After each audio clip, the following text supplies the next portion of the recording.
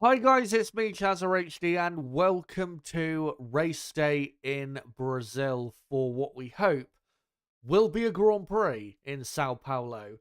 It has been a very wet last 24 hours or so in Sao Paulo, Brazil. Obviously, qualifying yesterday was cancelled. Thankfully, though, even though it took place very early in the morning local time, qualifying this morning was able to be completed, even though it was still pretty wet on track, and that was the driest part of the day we're gonna have. So, yeah, I really am looking forward to this Grand Prix. Because it's going to be a wet race for one, but also looking at the grid, it should be a very good one. But will we actually get a race? If we do start the race on time, how many laps will we get in? We'll have to find out. And that is, at the end of the day, what I guess, plan for the stream is going forward for today is let's just see, guys, what happens. Maybe we won't get any racing. Maybe it will be a Spa 2021 situation if the rain is just too much, which is possible. There has been a lot of rain, in this part of the world in the last day or so, and the rain does not look to be relenting today. So again, we'll just have to see how things go. Apologies, by the way, that the stream started half an hour later than planned. I was just trying to get a couple things ready, graphics and stuff ready for the stream. So sorry about that. But as you can see, we have got just under 1 hour and a half to go until the start of the Sao Paulo Grand Prix. And what a crucial race it is for the championship. Not necessarily the Constructors' Championship, because I think, given how the weekend is looking so far, that's really only heading one way. For the Drivers' Championship, though, this could be really the turning point for, say, Lando Norris in the championship fight. We'll get into the results of qualifying and who's starting where in a moment, where I'll illustrate why this is such an important session for both Norris and Verstappen. But yeah, it's a crucial day, and we are going to find out a lot about what is going to happen in the Drivers' Championship, I think, by the conclusion of today's race. Or, even if we don't have a race, obviously that's going to give us a good idea as to championship-wise what is going to happen. But yeah, we'll get into the qualifying results in a moment and what the starting grid is looking like. Hope you guys still are doing well, no matter what time zone you're in, part of the world you're from. Hope you're all having as best a Sunday as possible. And I hope today, for as how many laps we get, I hope you guys will join me in enjoying and watching along the Sao Paulo Grand Prix in Brazil. Of course, there is a poll running at the top of the live chat where I've asked you guys, who do you think will win the race today? Let me know in that poll for the next hour and 20 minutes or so. Who do you think wins the race today? Will it be Max Verstappen or Lando Norris, Oscar Piastri, or Charles Leclerc? Out of those four, who do you think takes victory in Brazil? But let's go on to what happened in qualifying. And we'll start with, of course, the top 10. Now, one thing I do need to say in this build-up to the race is that, of course, because qualifying happened just so soon ago, qualifying only finished 2 hours ago, wasn't able to collect the sector time data from the session quick enough, nor was I able to collect, top speed data and stuff like that. So, unfortunately, we won't be able to go through that data here on stream. But what we're going to focus on mainly is just the results of qualifying, who ended up where, and just how the teams or certain teams look in wet conditions. But it is Lando Norris who will start the Grand Prix today from pole position. George Russell will start second. A fantastic drive from Russell to get on the front row.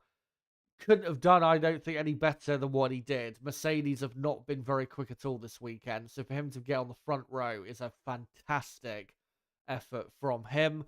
Yuki Tsunoda, third for Racing Bulls. If that isn't a, good enough, good enough showing to Red Bull of what Tsunoda can do for them in replacing Sergio Perez at the Red Bull team, then I don't know.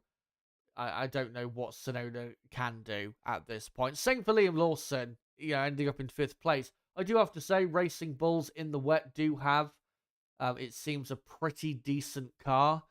So, that did help to a degree, but the drivers still had to go out there and get the laps in, and boy, did they. Brilliant qualifying effort from Racing Bulls, and they've set themselves up well for a double points finish, which they really need if they're going to fight back against Haas in the championship. Remember, Haas are 10 points ahead of Racing Bulls in the championship in the fight for 6th place. So this is a big Grand Prix for the Racing Bulls team. Esteban Ocon in the Alpine, 4th. I have no clue as to how that is even possible. Because if you go and look at, and I know it was in the dry, but if you go and look at the running on Friday and on Saturday with the sprint race, Esteban was absolutely nowhere compared to his teammate even. Absolutely nowhere. Miles off the pace. Suddenly, though, outqualifies Gasly and puts it 4th on the grid. So, yeah, I really don't know what to say when it comes to what Ocon did there. I was expecting Alpine to be in the top 10, even in the wet, in qualifying, but I was very certain that it would be Pierre Gasly. For it to be Ocon is, just a complete surprise. But, well done to him. Obviously, he's had many very good performances in wet conditions, so not exactly a surprise that he's good in the wet, but a surprise, I think, this weekend, given just how poor he looked.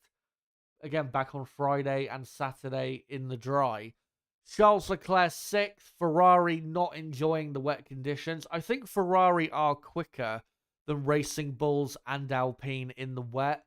Leclerc just didn't do a good enough final couple laps in qualifying, which is really why he ended up where he did.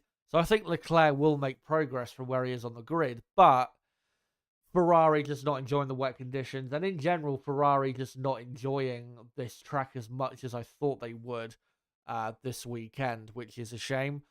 Alexander Albon, 7th. Fantastic effort from him, but he had a massive crash in Q3 whilst, sat in 2nd place at the time. So Albon, he could have been 2nd or 3rd on the grid if he wasn't for that crash, if he had, lasted until the end of the session. But Alex Albon, we don't know 100% yet whether he will be in the race or not. Alex did say to the media that he won't be in the race, but Williams have since come out and said that Alex was probably rushed to a conclusion there, and that it might still be close in terms of getting Alex's car out there. Also, they do need to fix Franco Colapinto's car, both Williams's crashing in qualifying. So I think realistically, Williams are only going to get one car out there, probably Colapinto's, because it's easier to fix, and they would have got his car back probably sooner than they would have got Albon's back. But I would be very surprised if Albon does race, which is a shame because Williams desperately need the points in their battle with Alpine for 8th in the championship. So, that would really be a shame if Albon is not able to race, because he's been in some better form in this, this weekend and also last weekend. So, it would be a real shame for the Williams team. Oscar Piastri, 8th. Really poor effort towards the end of qualifying, I have to say. The mistake he made at turn 1 on his final, what should have been his final flying lap, was, again, it was just a really poor mistake. Locking up, going too deep. It was a mistake that really he should have seen coming. because, going into turn one, obviously there's, many drivers had locked up and gone wide into that corner. And like I said, for a driver of his quality, really should have managed that better and seen it coming, but wasn't able to. And that's why Piastri ended up in 8th place when, if he had done a final lap, a proper final lap, I think he would have ended up at worst in 3rd place, would have Piastri, and would have given himself a very good chance of completing a McLaren 1-2. I mean, there is still a good chance of a McLaren 1-2, even though he's 8th on the grid, because McLaren, in the wet and in the dry, look very, very fast here in Sao Paulo. But it makes it quite a bit harder than it needs to be, with Piastri now back in 8th on the grid. And obviously, the Constructors' Championship, still matters to McLaren. So yeah, Piastri has quite a bit of work to do from 8th place. But I think with the pace that Piastri's got and the pace that McLaren have got, as long as Oscar doesn't make any big mistakes, I think Oscar should be finishing at least 3rd today in this race. Fernando Alonso 9th. He ended up crashing in Q3. Lance Stroll didn't do a lap time because he ended up crashing in Q2. So Aston Martin, another team who might only be able to get one car out in in the race. Sorry. So we'll see what happens there. But I have to say, both drivers did fantastically well to get into Q3, because that car is so unbelievably bad at the moment. And as we saw back in, the sprint race of that, the car is literally got the grip levels of a Ferrari. It is absolutely diabolical, that car right now. So full credit to the two drivers for getting that position, but I would be very surprised if Aston Martin are scoring a point in the race later, I have to say. And then Valtteri Bottas ending up in 11th place. Unbelievable effort from him. I know, he still ended up, not getting into Q3, which he was actually pretty close to getting, and may have been a bit disappointed in that. But 11th on the grid in a car that is clearly one of the worst cars on the grid. Fantastic effort from Valtteri Bottas, who we know has always been pretty quick here in Brazil. But yeah, that is a fantastic effort from him. Max Verstappen ending up in 12th and Sergio Perez 13th, really because of the red flag that came out at the end of Q2. A poorly timed red flag, I must say. Lance Stroll's car, it was obvious that Lance Stroll wasn't going anywhere. He had, crashed. And the race director, instead of throwing out the red flag, decided, oh no, let's let people finish their laps, which was absolute bullshit. If you know that someone's crashed in a way that is going to trigger a red flag, throw out the red flag immediately.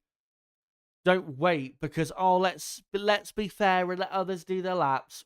Fuck that. That is absolute bullshit, and that is risking the safety of the drivers, the marshals, the fans, with stupid antics like that from the race director.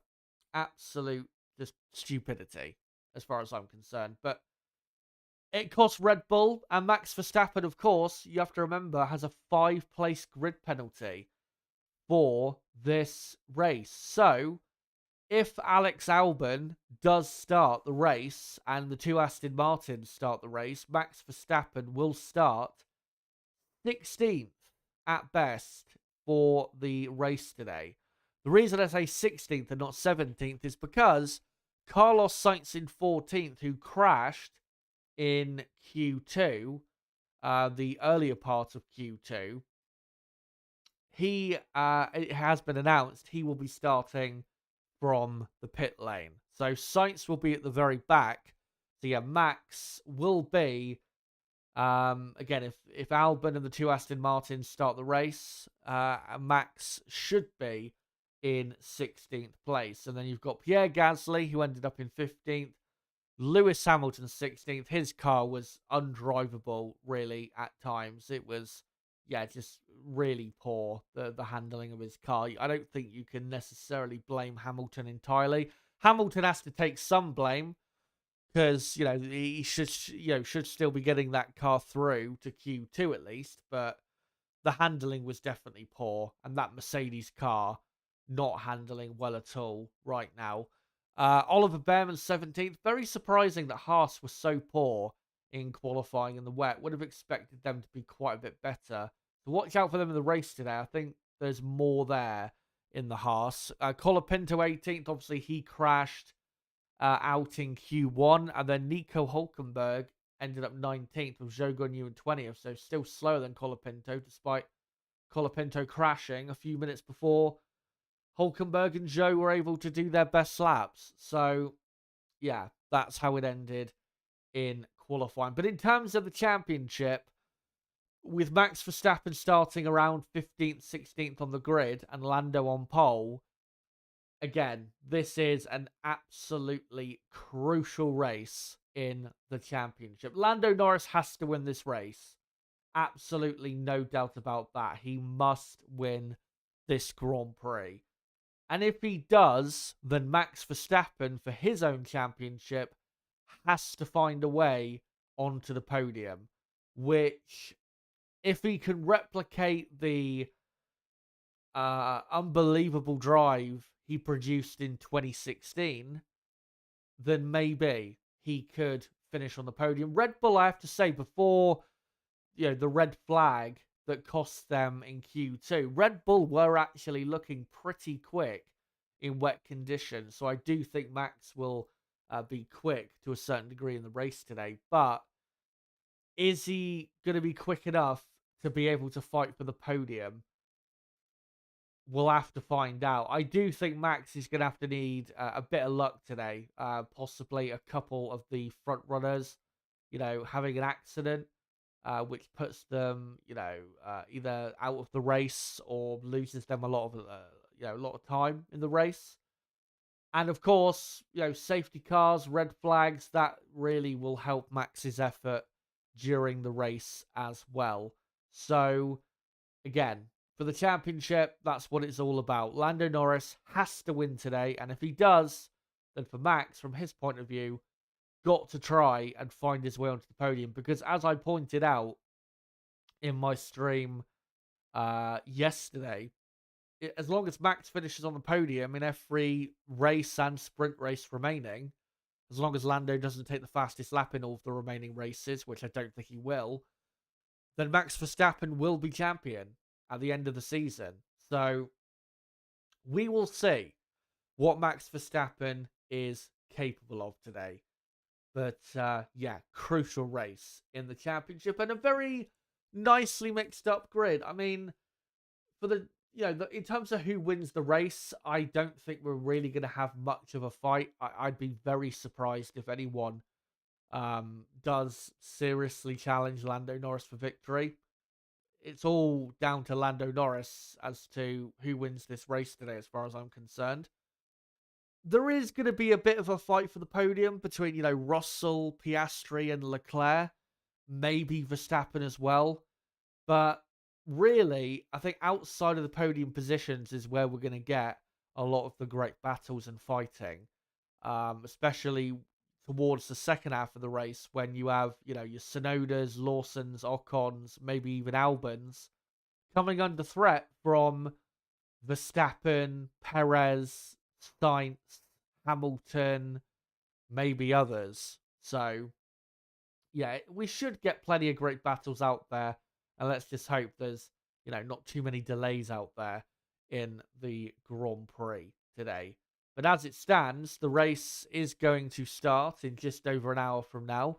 Let me get into my predictions for the race. This is my top 10 prediction, guys. And just so you know, this prediction is for wet conditions. And it should be a wet race. I'd be extremely surprised if we got any dry running in the race today. So, yeah, it should be a wet race. And I've done my prediction based on if we do get a wet race. And I believe Lando Norris will take the race win, and McLaren will still get the 1-2 with Oscar Piastri, I think, finishing in second, because McLaren clearly have the fastest car here, even in race conditions in the wet.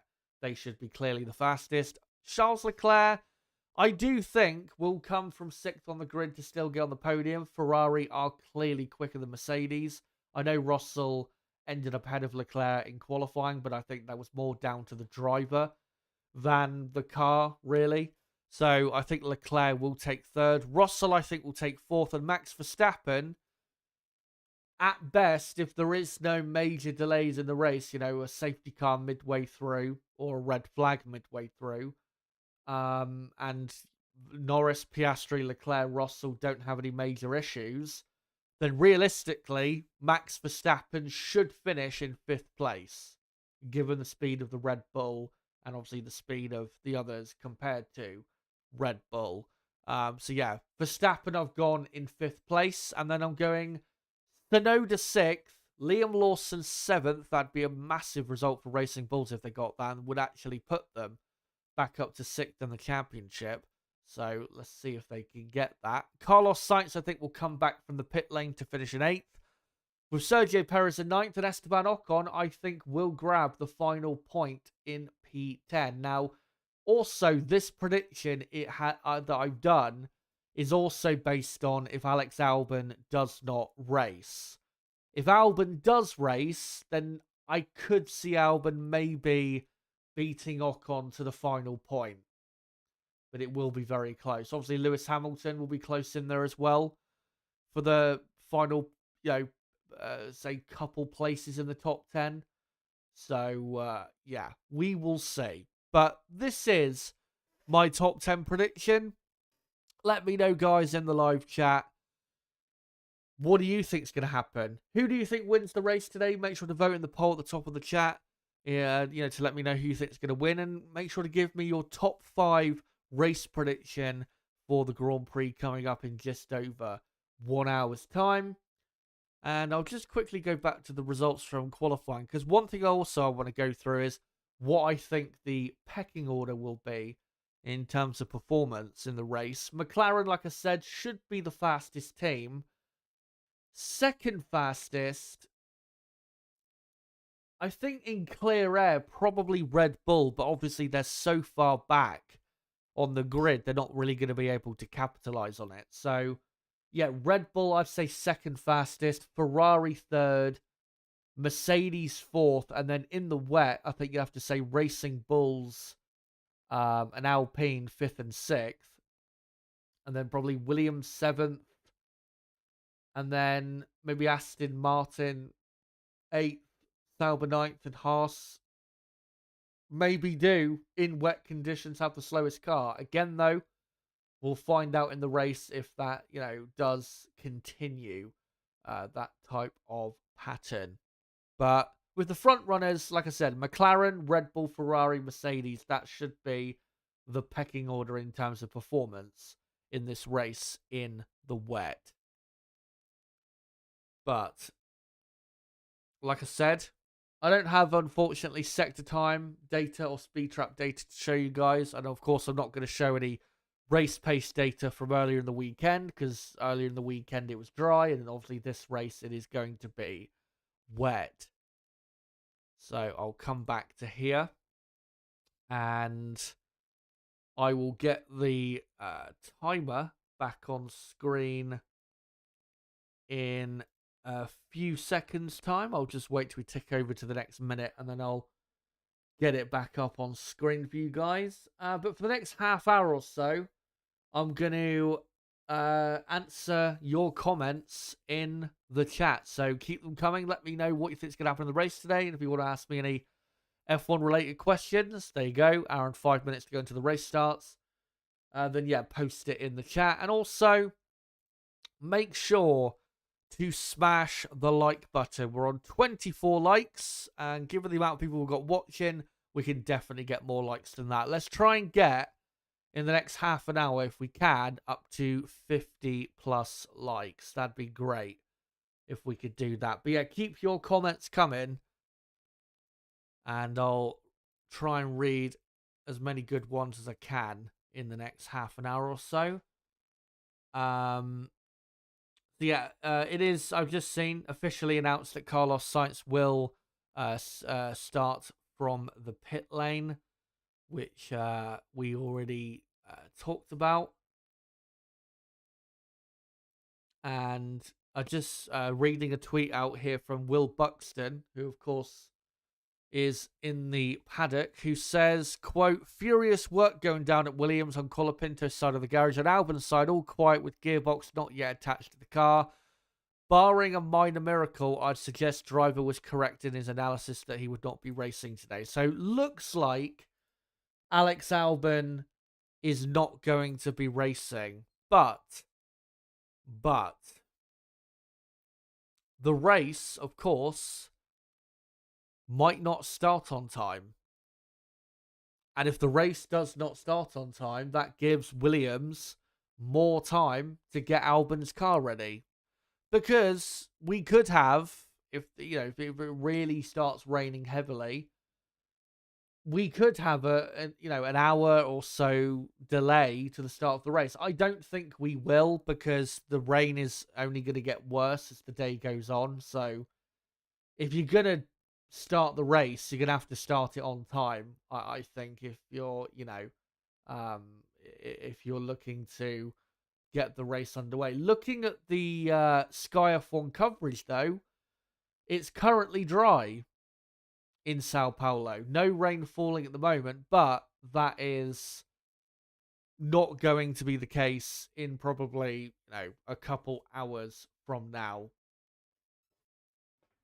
But if it remains dry up until the start of the race, yeah, we could get the start of the race being on dry tires. That is a possibility, but like I said, with the weather forecast looking the way it does, it's likely that this dry spell is not going to last, quite as long as we think.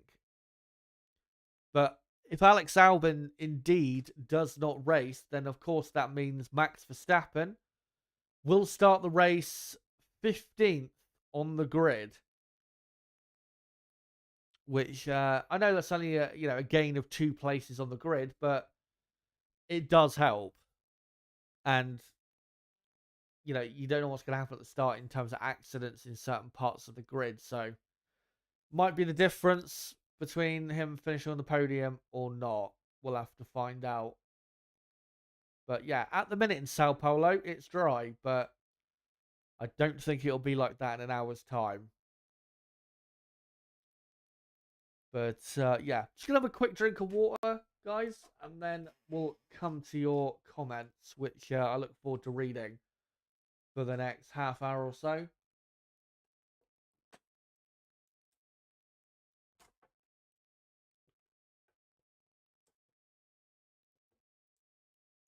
And also, just want to say apologies that I was not able to do a qualifying watch along this morning, but because of the type of things I need to do to get the race stream ready, it just wasn't really possible for me to do the qualifying watch along and then get the race stream properly ready and go live, around the usual time before the race that we go live.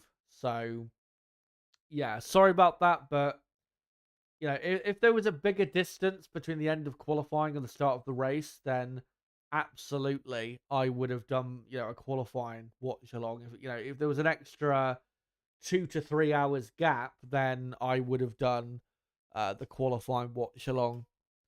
That obviously would have happened earlier, but like I said, the gap between the two sessions was just not big enough for me to be able to have everything ready for both streams, because obviously I have different information and graphics for for both sessions.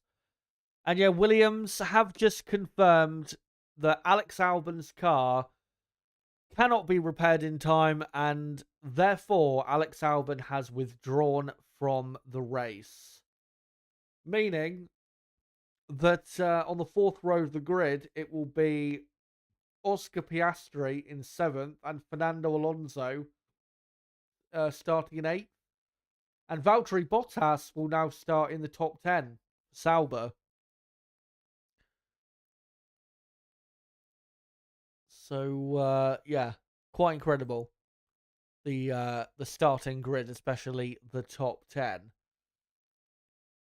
Anyway, let's go through your comments. Hello to all of you, by the way. Hope you're all good.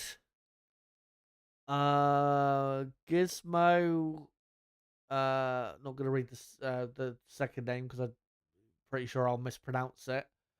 Says it'll be Norris. He gets all the help of the FIA this weekend. Look at sprint and safety car and qualify some timestamp work delete due to others.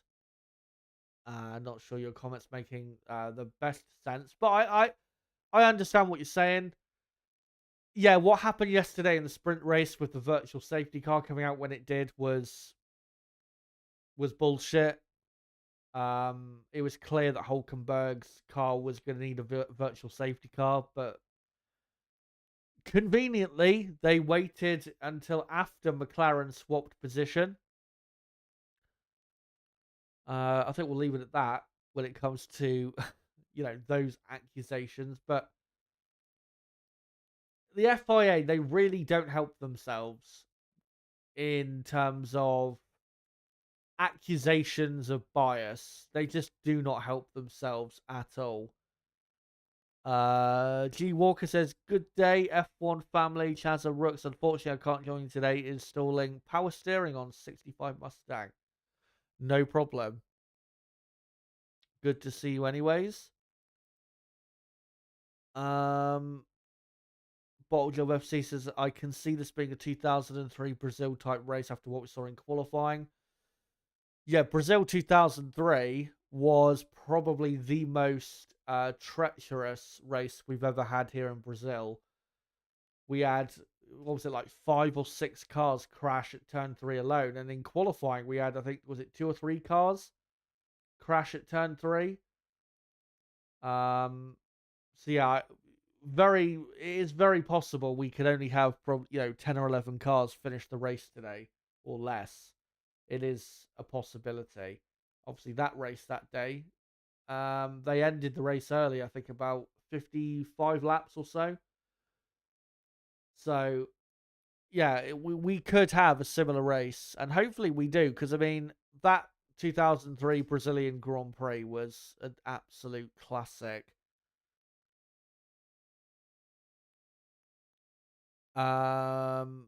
Nicholas says, well, Max Verstappen for sure is just going to have to win one of the next 3 races left to win the championship, and I'm starting to doubt if he can do that because Red Bull hasn't won since Spain.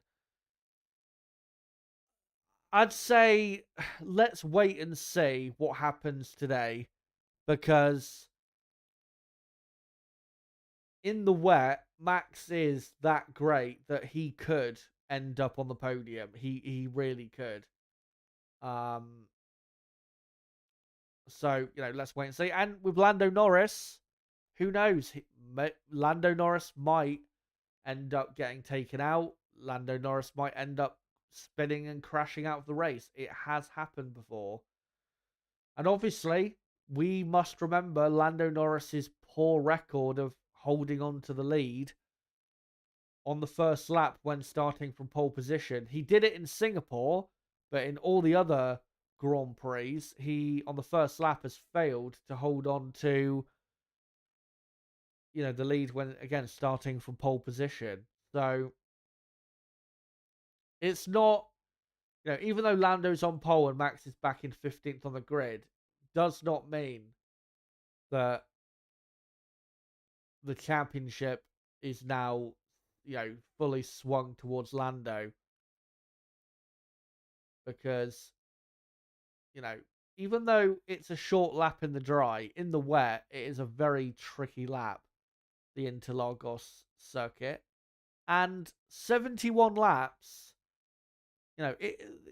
especially in wet conditions, it's going to be a long, long race. So let's hold our hats because anything, and I mean anything, could happen. And we have seen almost everything happen at Interlagos, especially in wet races. So let's wait and see because there could be many twists in the tail between now and the checkered flag. But yeah, I really hope we can at least get the race started. Carl says, hopefully the stewards let this flow as much as possible with the rain. It could be a very special race in these conditions. Survival of the fittest. Yeah, I'm hoping we get as much green flag racing as possible, but we'll just have to see, with the weather, how things play out.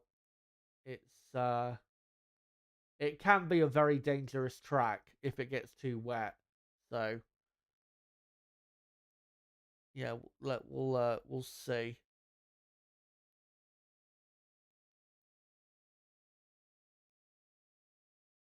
Um, Looney Classic says Red Bull up and down inconsistently fast this weekend. Yeah, in not qualifying, in sprint qualifying on Friday they weren't slow, but they weren't quick. But then in the sprint race, they looked a bit better and actually looked pretty decent. But again, yeah, they ended up 12th and 13th in qualifying earlier today. But I think if you go and look at their pace before that happened at the end of Q2, they were actually looking pretty competitive in wet conditions. So Red Bull, they've definitely got a good car, but in terms of good enough maybe to finish on the podium, obviously from where they're starting from, it's going to be very hard, but not impossible, especially with changeable conditions. And they've got the best driver in the world in their car, which certainly helps. Sparky Pete says Silverstone spec Merc looks much better than the upgraded spec. Yeah, Mercedes, similar to Aston Martin, having issues with correlation from the wind tunnel to the track. And I don't think, I mean, Russell, I know he's second on the grid, but I don't think that's because the car all of a sudden is handling well or handling better. I think, again, really, that was down to George Russell producing a special lap to put himself on the front row. And again, given Lando Norris's poor record at holding on to the lead on a first lap, George Russell could take the lead on lap one. And once that happens, if it does happen, who knows what we're in for? Russell, of course, did win this race 2 years ago.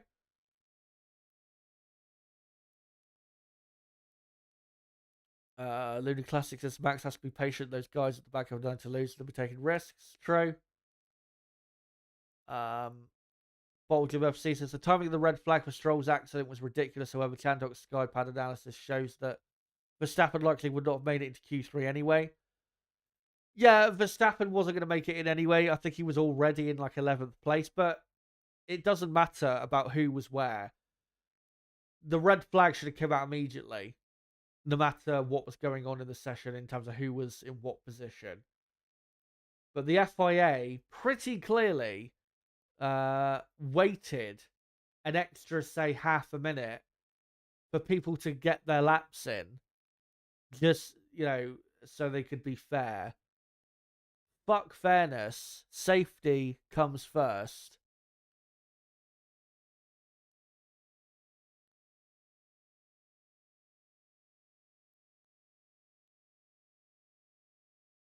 Someone there saying that today's winner will be Yuki Tsunoda. If he wins, then I don't know what I would do. Honestly, if that happened. Um, Looney Classic says, Chazza, don't you have to maintain your grid spot unless penalty is applied? Um,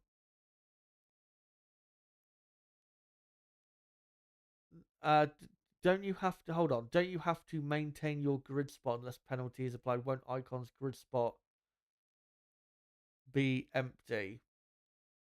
Um, I don't think so. I think everyone will just move up a position on the grid because it's not like Albon. You know, Albon officially is a DNS and did not start, but it's not like he stalled on the grid, Albon, and then wasn't able to start. When in that case, they would just have, P7 would just be an empty slot. But I'm pretty sure because Williams have announced that he's withdrawing from the race, that I'm pretty sure they'll just move people up. That's what they should do.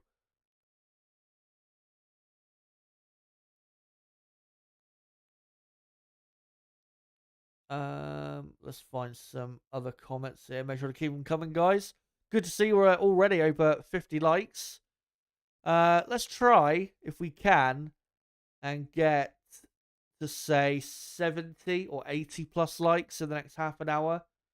Yeah, make sure to smash that like button if you haven't already. Blade Rise, good to see you. Says I'm going for Norris to win from Leclerc, Verstappen, Russell, Sainz, Piastri, Perez, Lawson, Sonoda, Hamilton, with Norris taking the fastest lap.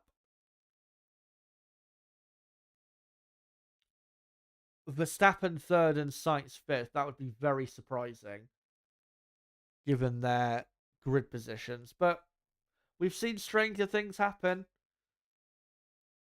I remember, what was it, Hockenheim in 2019. Obviously, that was a very wet race for quite a while, and Sebastian Vettel started at the back and ended up finishing in second. So you never know. Nathaniel Rackham says, new to this watch along, I assume you don't actually show live footage. Sadly, yes, that is the case. We cannot show live footage. If we did, then I would be copyright struck and wouldn't be able to stream or upload any content, obviously, to the channel. So, yeah, we don't show the live footage. What I do is I audibly provide basically a radio style commentary. But on screen, I will have graphics like a running order, lap counter, all of that stuff go in. So that on my end, on my screen, you can still keep up visually and audibly with what is going on in the race. The only thing you'll be missing is the actual live footage itself. But obviously, if you are able to watch the race, then make sure to watch it along with us. But if you can't watch the race and you want to keep up with what is going on, make sure to stay here because I'll keep you absolutely up to date with everything that goes on in the Sao Paulo Grand Prix. But we've got what, 45 minutes remaining.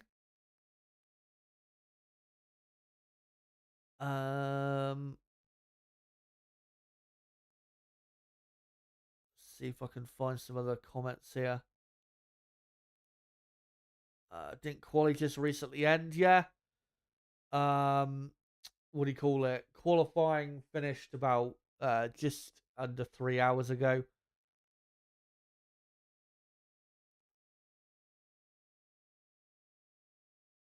Bruno asking, is weather like in the morning? We have heavy rain.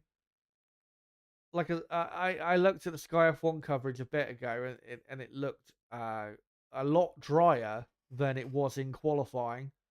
But now they've got umbrellas up in the pit lane as it started raining again. So yeah, the rain though doesn't look like it's heavy. If it was heavy, they wouldn't be stood in the pit lane. They'd be stood probably in the garages. So it's not heavy rain at the moment. but it's going to be a wet race, 100%. Whether it's intermediate tires they're on or wet tires, we'll have to find out in the race itself.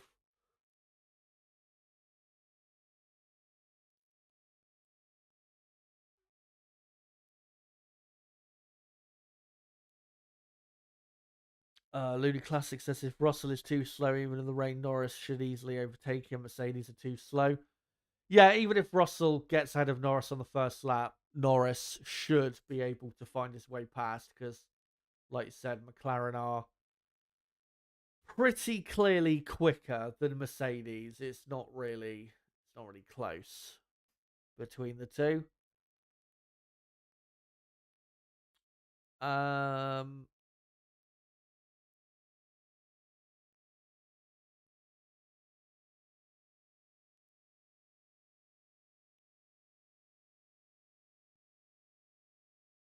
Will F1 saying Norris is not good enough to win a championship. Well, you might have to revise that soon because if he wins today and Max doesn't have a good finish, then Lando could very well be a lot closer to Max by the conclusion of this race, and that could be the turning point in deciding whether Lando Norris is world champion. But as I said this a few weeks ago, and it is still the case, Lando Norris must keep winning. He cannot afford to not win a Grand Prix because even if it's here or if it's in 3 weeks' time in Las Vegas, if he doesn't win, Max is he's not going to be poor enough to finish 6th or 7th too many times. So again, if he's going to give himself a good enough chance to win the championship, then has to win really every race remaining. But whether he will win every race remaining is a completely different story.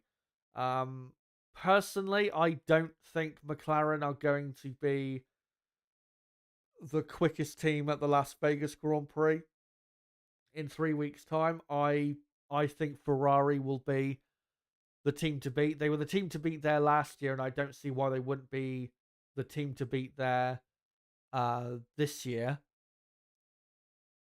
So yeah, that Las Vegas Grand Prix, even if Lando wins today and Max does finish in 5th and 6th, if McLaren aren't very quick in Vegas, which again is a possibility given that track layout, which doesn't really suit McLaren that much, it could be another key decider in whether Lando does win the championship.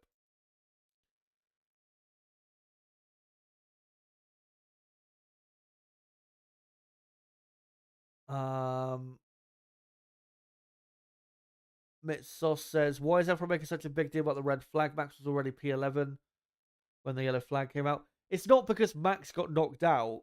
I don't have any bias towards anyone. If Max gets knocked out, then so be it. It happens with, say, unforeseen red flag situations. But it was obvious that Stroll was not going to get back to the pit lane. Therefore, the red flag should have been thrown out immediately. I think you just said there in the chat, because Stroll was moving his wheels in an attempt to start the car again. I haven't actually seen any evidence of that.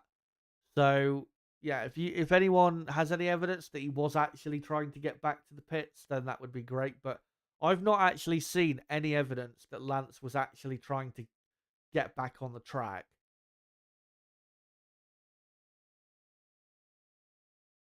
So yeah, it was, for me, the reason I'm moaning about it's got nothing to do with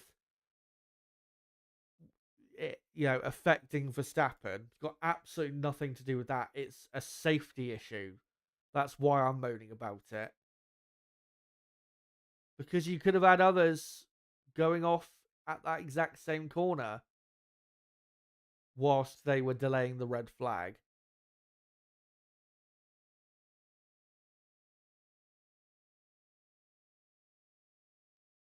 Will says if Norris somehow wins the championship, it's because he's lucky and has a dominant car. I wouldn't say it's because he's lucky, but put it this way, even if Lando wins the championship, he will be, for me, the less so deserving champion of 2024 than Max Verstappen. For me, and I know we've still got, 4 races left, including today, but Max Verstappen has been the best driver in 2024.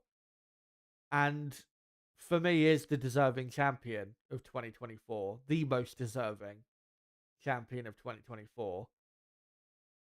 So, that's not going to change for me.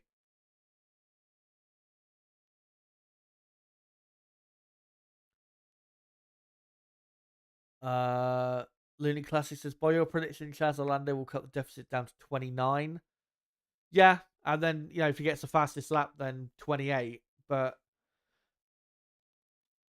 even if that result does happen, again, it doesn't guarantee that, Lando is going to win the championship. Because, again, in Las Vegas, I don't think McLaren will have the fastest car. And if Lando ends up finishing 3rd or 4th and Max ends up ahead of him or just behind him and only scoring a couple points less, that could be, the race where Lando finally blows it in terms of throwing away his final chance at being able to win the championship. So, yeah. But as I said, maybe McLaren will have a good enough car to win in Vegas. We'll have to see. But Lando has to maximize his results in every race remaining to give himself a chance. And if the maximum possible result is a win, then he has to go and get the win. No excuses. Can't afford anything less at this point.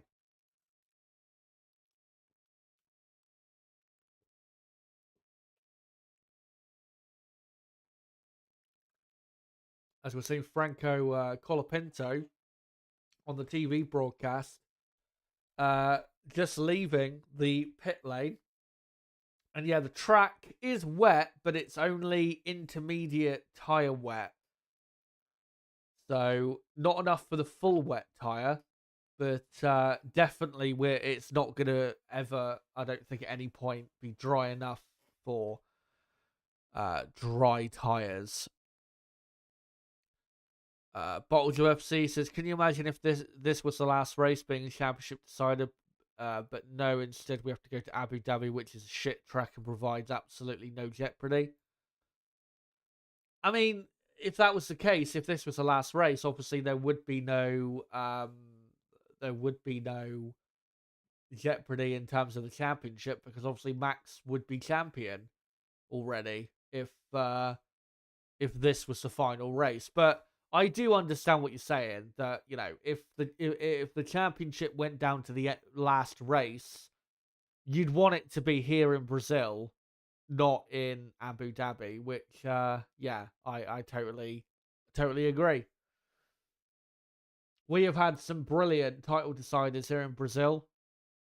Obviously 2012 was the last time there was a title decider in Brazil, and what a race it was in 2012, where Fernando Alonso came miraculously close to winning his 3rd world championship and 1st for Ferrari. But Sebastian Vettel, despite a severely damaged car, somehow dragged his car to 6th place. What a race that was.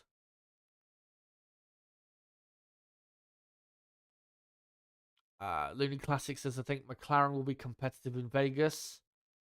Oscar won in Baku where Ferrari should have won.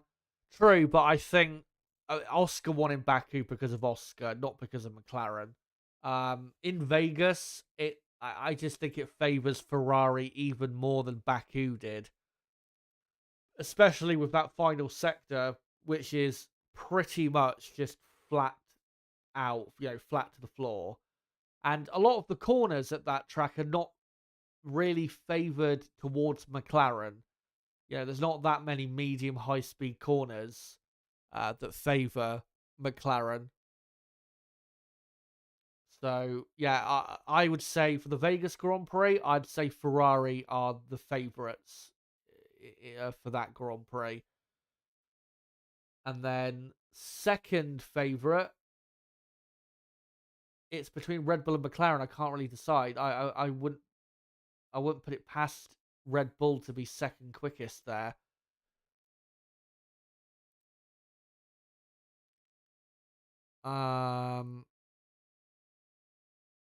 Bravamos, good to see you, mates, as well. If I were Lando, I'd be very nervous about the two RB drivers off the start. Of course, yes, Yuki Tsunoda starts directly behind him in third. I'm sure Max Verstappen and Christian Horner would love if Tsunoda or Lawson decide to go torpedo mode into turn one, but that's just not going to happen. There's no way. Seeing a replay of Oliver Behrman having quite a lot of oversteer at the final corner of Junsao as he climbs the hill. But yeah, the car's just making their way round to the grid. As we are about half an hour, just over half an hour, away from the start of the Sao Paulo Grand Prix. And before I read out any more comments, one thing I am going to do is post a link of the stream out one final time. So let me just quickly do that, guys, and then I'll just read a few more of your comments. And then after that, I'm going to just go through the teams quickly and share my thoughts as to what or how I think their races will play out. Come join us here to Watchalong. A wet and wild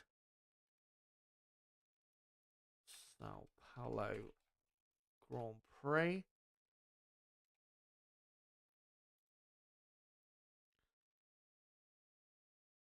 There you go.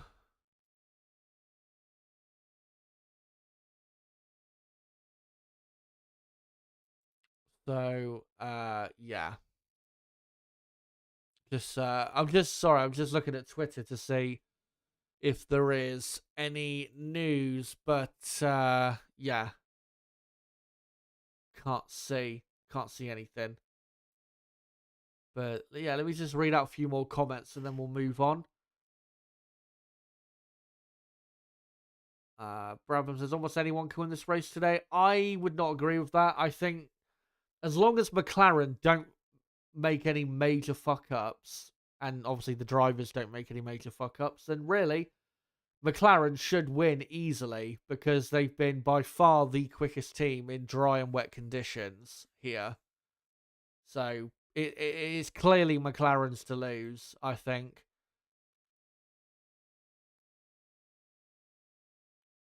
Daniel says if Max was not so sabotaged by FIA, who is woke, still has feeling Max will win championship as he is by far a better driver.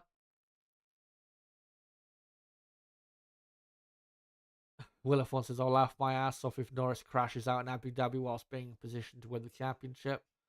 It would sum up his season. It would really sum up his season, but it would also completely destroy his whole psyche, I think, going forward if something like that was to happen.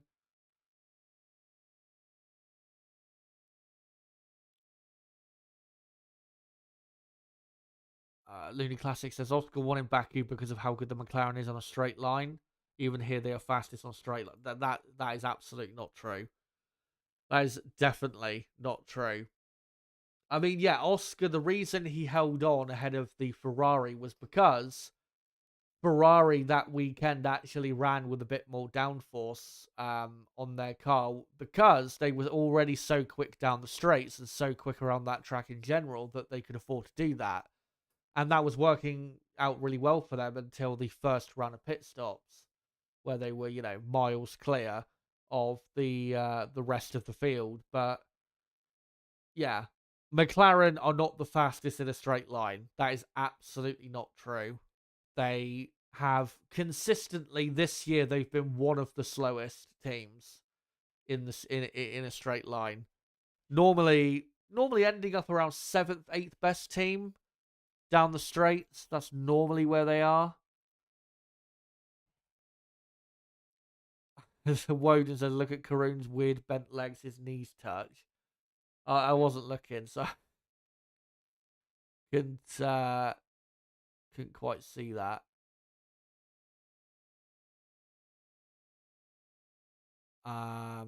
Woden says McLaren had terrible pace on full wets. They had a good pace on inters.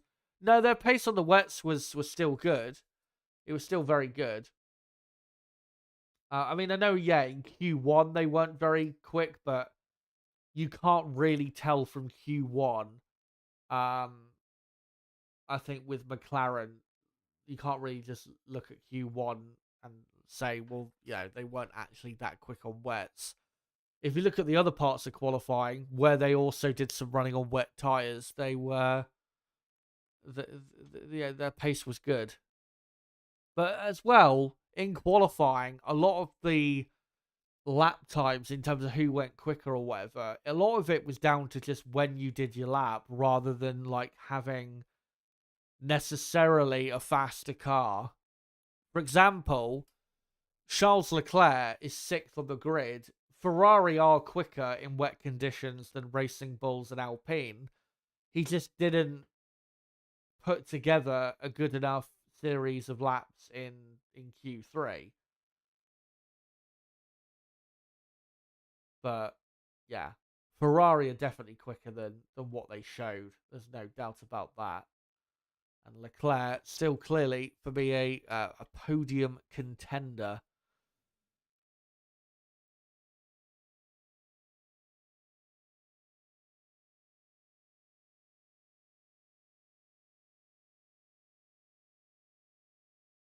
By the way, Nib, I've checked the DMs. Cheers for that.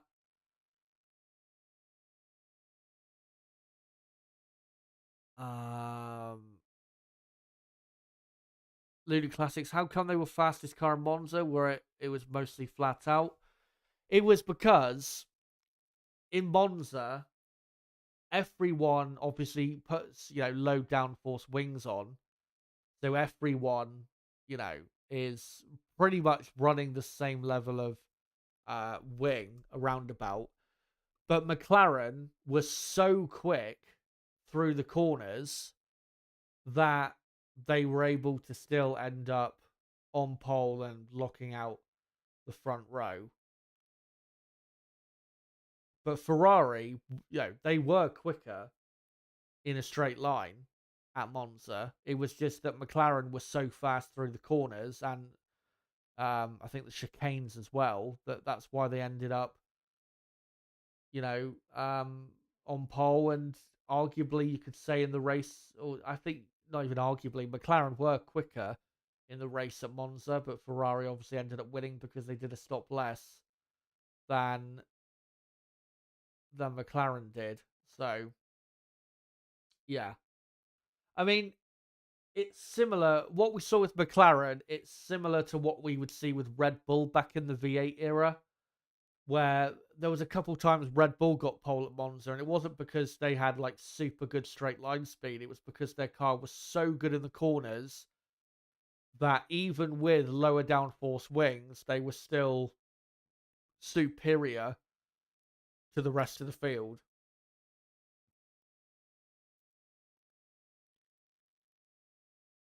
Um,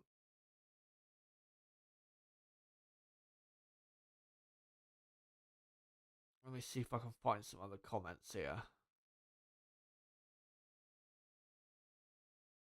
No, can't I can't see any more. Make sure to keep them coming, though, in the chat. And again, the poll is still running, where I've asked you guys, who do you think will win the Sao Paulo Grand Prix? Will it be Max Verstappen, miraculously from low down on the grid? Will it be Lando Norris from pole position? Will it be Oscar Piastri from pretty much 7th on the grid? Or will it be Charles Leclerc from 6th on the grid? Let me know in the live chat poll. And make sure as well to keep smashing that like button. Let's try and get those likes up as close to 100 likes if we can before the start of the race. But let me just quickly, as we've got just under 25 minutes to go now, absolutely whizzing by this build-up, thankfully. Let's just go through the teams and what I expect from the teams in the race today. So we'll start with, of course, the world champions Red Bull. Obviously, low down on the grid. Max Verstappen has got a lot of work to do. If there isn't a mid-race safety car, which I'd be very surprised about, or, if Verstappen doesn't get that a real slice of luck during the race that helps him catch up to those front runners, then realistically, Max Verstappen should finish in 5th place.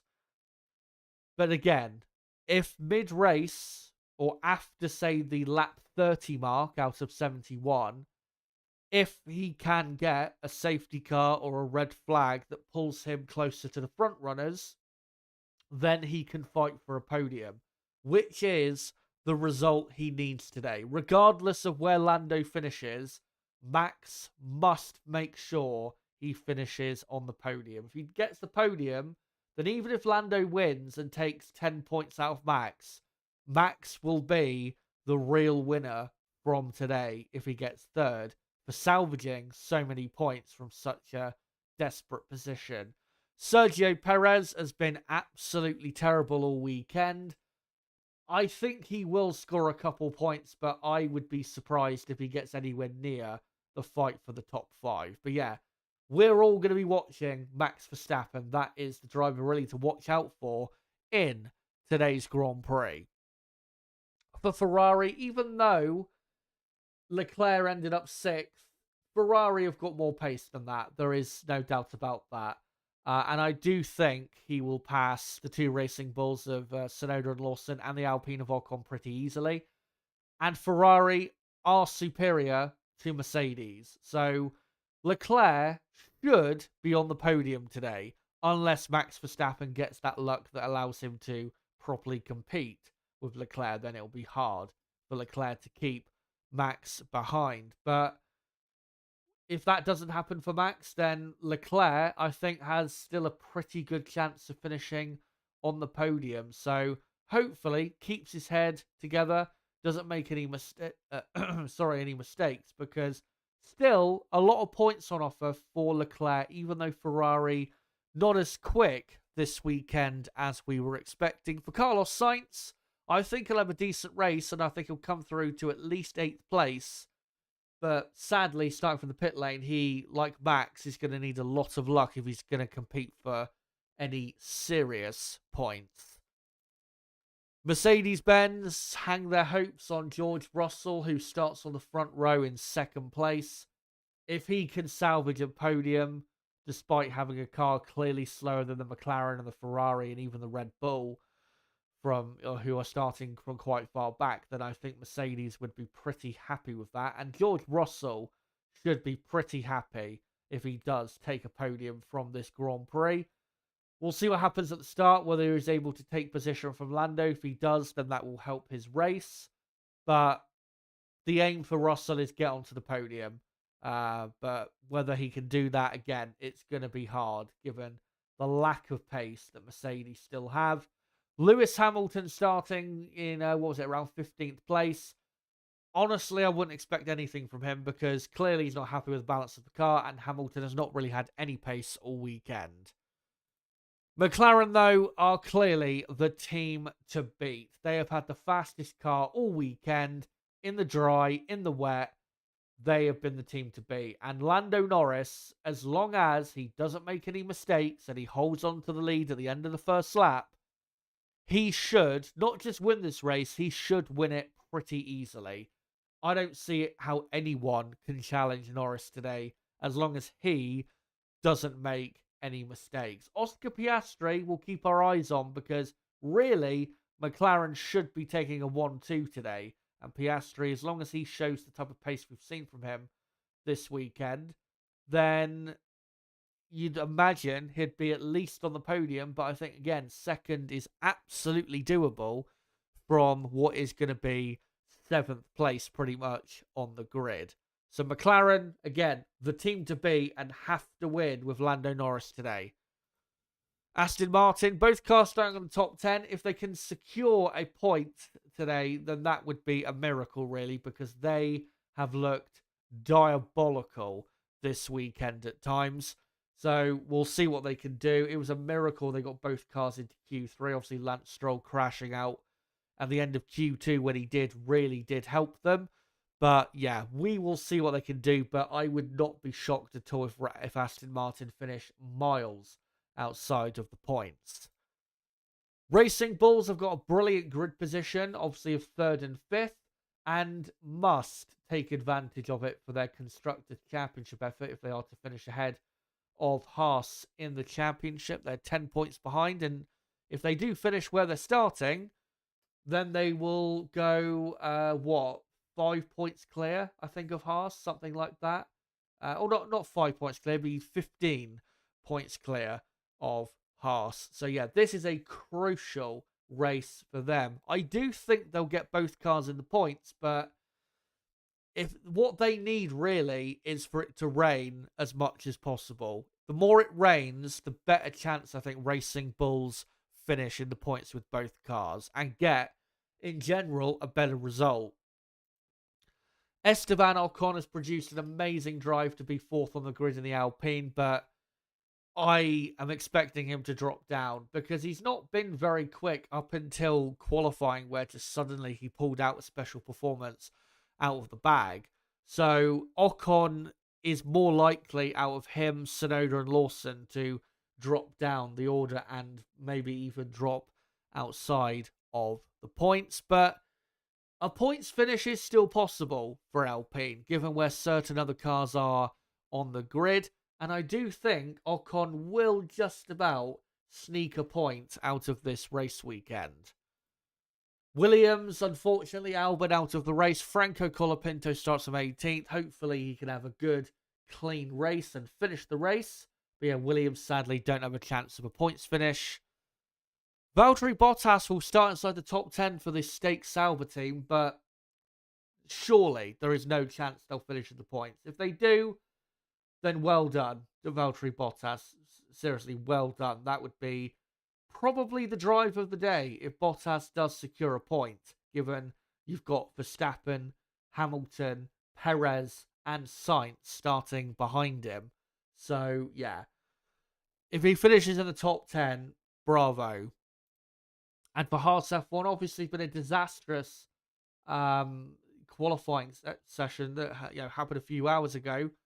Not looking that great in the wet. Maybe they'll show us a bit more performance, though, in the race. Coming up in just over 15 minutes' time. And here's a reminder, guys, of what my top 10 prediction is. This prediction, by the way, I have done based on if it is a wet race without also a safety car. I am going for Lando Norris to win the race today and McLaren to complete a 1-2 with Oscar Piastri in 2nd. Leclerc, I think, will finish in 3rd. With George Russell 4th, Max Verstappen 5th, Tsunoda 6th, Lawson 7th, Sainz 8th, Perez 9th, and Ocon, I think, will finish in 10th. And let me just get the timer back on screen in a moment, as we have got about 15 minutes to go, guys, until the start of this race. There you go. 15 minutes to go ahead of what is an absolutely massive Grand Prix for the Drivers' Championship, given where certain cars are starting from. And yeah, what we're going to do is, I'd say for the next 10 minutes, we'll read out your final comments ahead of lights out. And then we'll get into a final couple bits of stats and that before the beginning of the race. Why have they left Albon's grid box empty and not moved everyone else up? Asks Will F1. I don't have a clue. It's just a procedure thing, I guess, with them. But yeah, it doesn't really make much sense.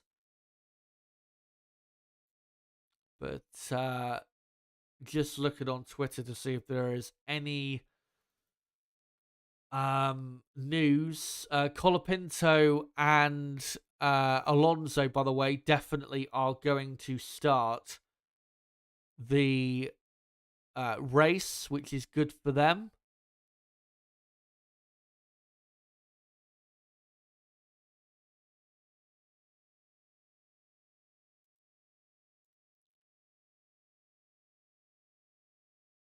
Woden says weather report says rain starting 30 minutes into the race.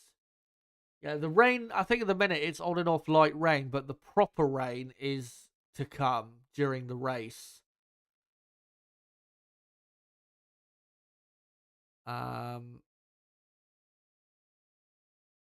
Crystal Racing saying I forgot Ocon as a wet specialist. Yeah, Ocon this year has basically been like a gap year for him, really. He's not really done anything this season. He's had a couple decent performances, but with how bad the car's been a lot of the time, and also his relationship completely falling apart at Alpine. Like I said, it's been pretty much a gap year for him. Hopefully, next season he'll be back to consistent point scoring. Given how quick Haas are in the dry at the minute, if they keep, if they continue that over to the start of next season, there's no reason why Ocon can't be, regularly finishing in the points. We saw him do it for Alpine when they had that type of car. So, like I said, Ocon, I think definitely he's going to have a bounce back year next year.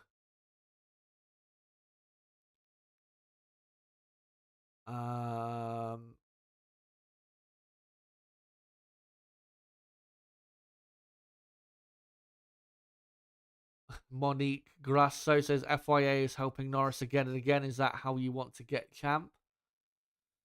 Well, that's their opinion.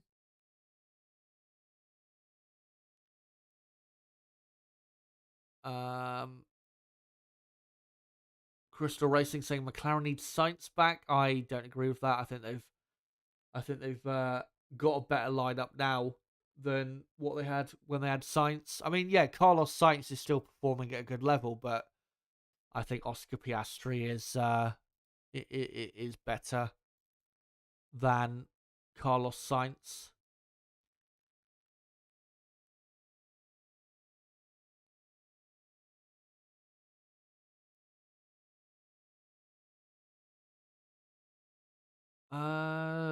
Right, let me just see if I can find any further comments that I have missed.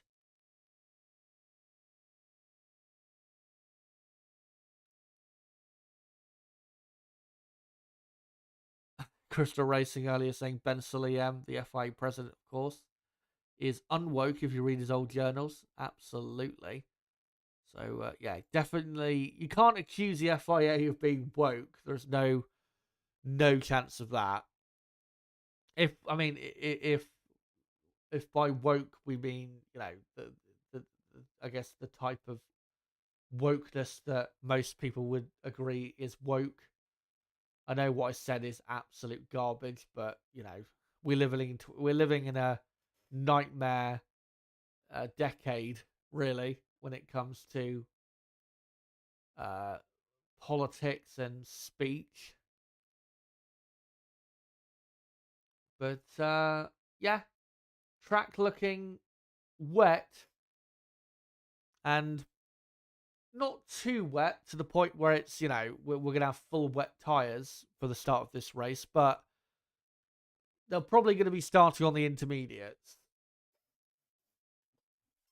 So,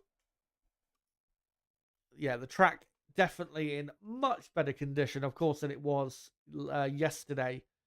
This time yesterday, where the heavens opened. But the heavens will open again during this race, and let's hope it's not too bad. And it really could be. So yeah, we will find out in just under 10 minutes time. But yeah, let's hear your final comments, guys, because I am going to finish up the poll results in a moment. And then we'll go through championship standings, grid order, and all of that.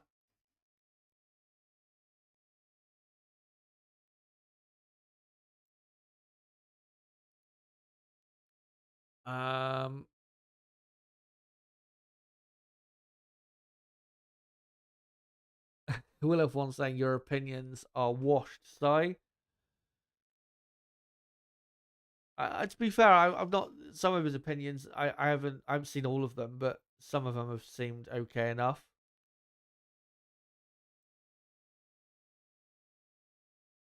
Brabham says I'm in an Aussie F1 Discord. Norris comments in there are somewhat different. Yeah, I'd be intrigued to see the opinions there of Lando. Woden asks, how many DNFs will we get? At least 5. I'm not going to say 10 or 11 because I think, it's pretty hard these days to get that amount of retirements in a race, but I think at least 5. Hello to Super Kev. Good to see you, mate.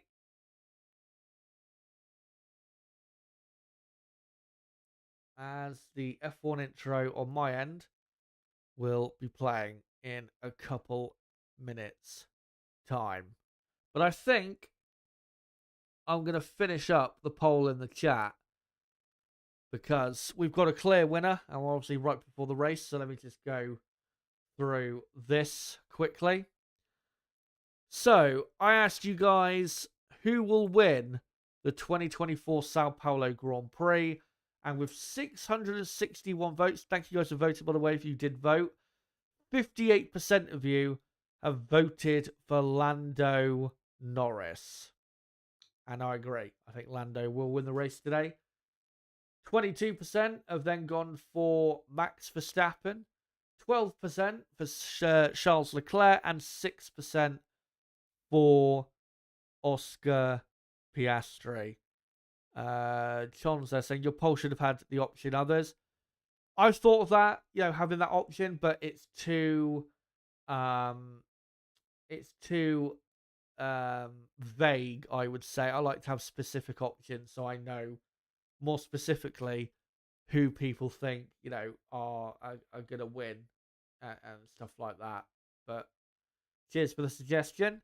But anyway, let's go on to a final couple things before lights out in Brazil. Firstly, the championship standings. Max Verstappen goes into this race 44 points clear of Lando Norris. Like I said, if he can get on the podium today, Max, even if Lando wins, that is a better result for Max than it is for Lando, given the starting position of Max for this Grand Prix. Norris obviously has to win. Leclerc still technically in the championship fight, 70 points behind Max Verstappen. But realistically, you would imagine Leclerc cannot win this championship. But technically, it is still possible. Oscar Piastri is in 4th. Carlos Sainz in 5th, not too far behind Piastri, only 14 points. Separate those two. Lewis Hamilton is 6th, only 9 points clear of George Russell. You would expect Russell to go ahead of Hamilton after today's race. Sergio Perez 8th, Fernando Alonso then 9th, and Nico Hulkenberg in the top 10. And on the constructors' side, McLaren are 34 points clear of Ferrari. Crucial that they get both cars on the podium today, at least McLaren, for their Constructors' Championship effort. Ferrari in second, Red Bull third. Red Bull, you would imagine at this point, have lost the Constructors' Championship, even though technically they can still win it. Mercedes in fourth. They've been there for obviously all season. Aston Martin in fifth, 40 points clear of Haas in sixth. Racing Bull seventh. Big chance for them to go ahead of Haas today. Williams in eighth, 1 point ahead of Alpine. So Alpine have got a big chance today to go ahead of Williams in the championship. And Sauber last in the championship on 0 points. Now let's go through a few stats regarding the top teams going into this Grand Prix. Red Bull won last year's Grand Prix with Max Verstappen here in Sao Paulo. And Red Bull have only won twice in Brazil since 2015. It's not been the most successful Grand Prix track for them. Max Verstappen, though, his last win was 11 races ago in Spain towards the end of June. Almost 5 months ago now. Obviously, not going to be winning today. Ferrari, their last win in Brazil was 7 years ago on a very hot sunny day. It was that day with Sebastian Vettel. And that is Ferrari's only win in Brazil since 2015. Ferrari, though, have won 3 of the last 5 races, and the last 2 races, especially, Ferrari have won in this triple header. So even though they're low down on the grid, in terms of the races this season, they are the most informed team at the moment. For Mercedes-Benz, their last win in Brazil was 2 years ago in 2022 with George Russell. Mercedes have won in Brazil 5 times since 2015. Their last race win, though, was 7 races ago at Spa. Russell, of course, starting on the front row. Can he break that drought? But McLaren, their last race win in Brazil was in 2012 in that famous Grand Prix with Jenson Button. McLaren have won 4 of the last 8 races. Lando only winning 1 of the last 5 races, which is really why he's still quite far behind Verstappen in the championship when he should be a lot closer. We'll see, of course, if he can win today. But let's now go on to your starting grid for the Sao Paulo Grand Prix. On the front row, all British front row, Lando Norris on pole with George Russell in second. On the second row, Yuki Tsunoda and Esteban Ocon. On the third row, Liam Lawson starting up in 5th, which I think is his best ever starting position in Formula 1, with Leclerc starting 6th. Alex Albon not started this race, unfortunately, but his P7 slot will be empty. Oscar Piastri starting from 8th. And then completing the top 10, the 2 Aston Martins of Fernando Alonso and Lance Stroll. Just outside the top 10, Valtteri Bottas and Sergio Perez. Carlos Sainz was going to start in 13th. He'll now start from the pit lane. So it'll be Pierre Gasly in 13th with Lewis Hamilton in 14th. Oliver Behrman will start 15th with the world champion Max Verstappen in 16th. Franco Colapinto will be 17th. 18th will be Nico Hulkenberg. 19th will be Zhou Guanyu, and he'll be the last on the grid. And then, like I said, Carlos Sainz will be starting from the pit lane for Ferrari.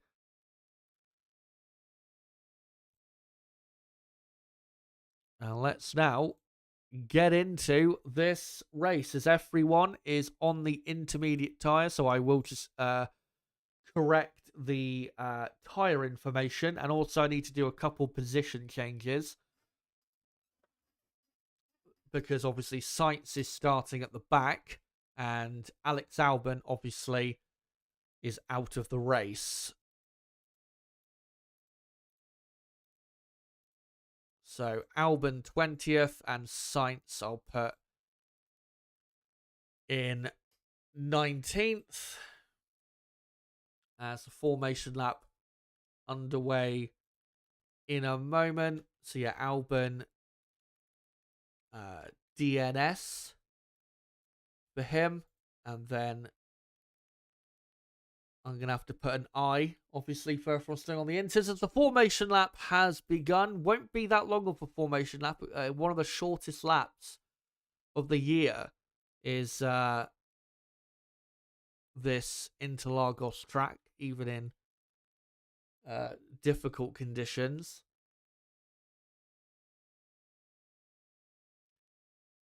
So let me just get this tyre information correct. So yeah, when you look on the left-hand side of the screen, if it says I or it kind of looks like a 1, that stands for Inter. And obviously if they move on to the full wets, it'll be W. So there you go. Everyone starting on the intermediate tyres. Make sure to smash the like button, guys, as a car has spun off at turn 4 and it's Lance Stroll. Let's see a replay, and that seems more like a car issue and broke the front wing slightly as well, hitting the barrier, which is thankfully unaffected by that little crash. But yeah, hit the brakes for turn 4 and the car just locked up the rear end and spun. So again, that seems more like a car issue. Lance Stroll, though, has now driven into the gravel and is stuck. What on earth is Lance Stroll doing? Unless that's a car problem. But I'm pretty sure. And yeah, he says he's beached in the gravel, and he is. So Lance Stroll is out of this race. What a stupid start that is. So we've got another DNS. So Valtteri Bottas and the Sauber now up to 9th. And yeah, that is surely going to be a delayed start. Because Stroll is beached at the gravel trap of turn 4. There's no way they can start this race, surely. But one thing I was going to say is, yeah, quickly, make sure to smash the like button. Let's get these likes up over 100 if we can over the course of the Grand Prix. As Lance Stroll walking away from his car, the digger out, recovering his car. And we haven't seen any news as to whether the race has been delayed, and yes, it has. So, aborted start, meaning there will be another formation lap, and that means that one lap comes off the lap counter, so it would be now a 70 lap race. That helps Max Verstappen even more, by the way. He's now up to 14th, is Verstappen.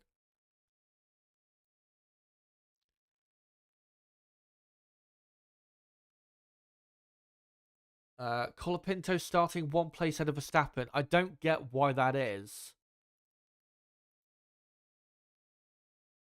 But there you go. Apparently, yeah. Apparently Max is starting behind Colapinto. Anyway, Lance Stroll's out of the race, so 2 DNSs did not start. As we've still got... What on earth is going on the grid? We've got like 5 cars just stuck on the grid, not moving. I don't know if they're deliberately not moving or...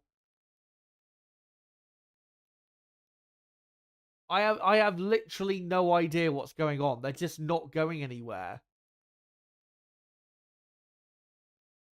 That whatever is going on there, that is just absolute stupidity.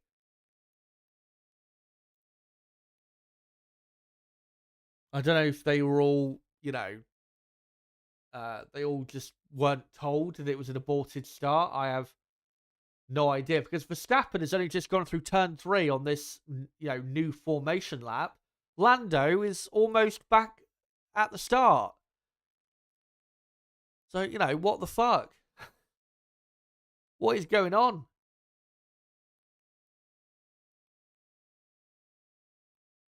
But anyway, Lando Norris coming back up to pole position. The aborted lights are still flashing, but I'm pretty sure those will go away once the cars line back up. As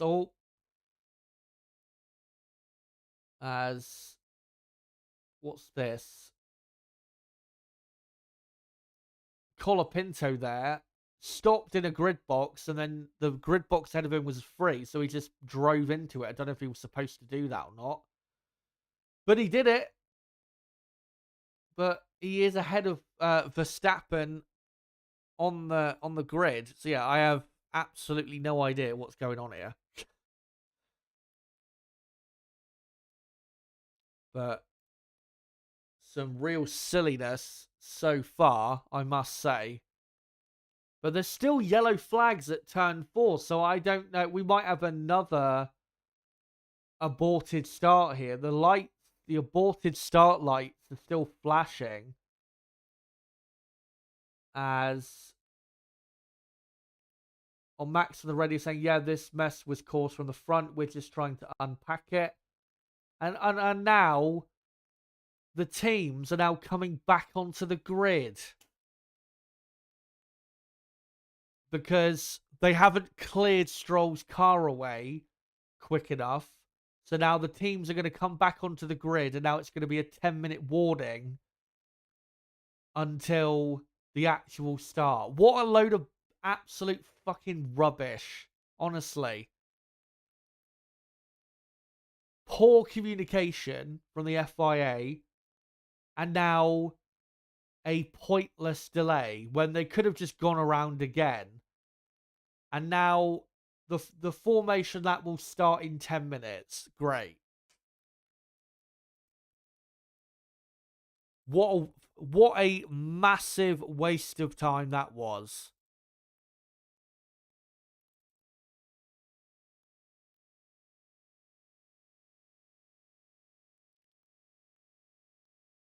But apparently, I'm looking on Twitter. Apparently, there's some confusion that Lando left the grid.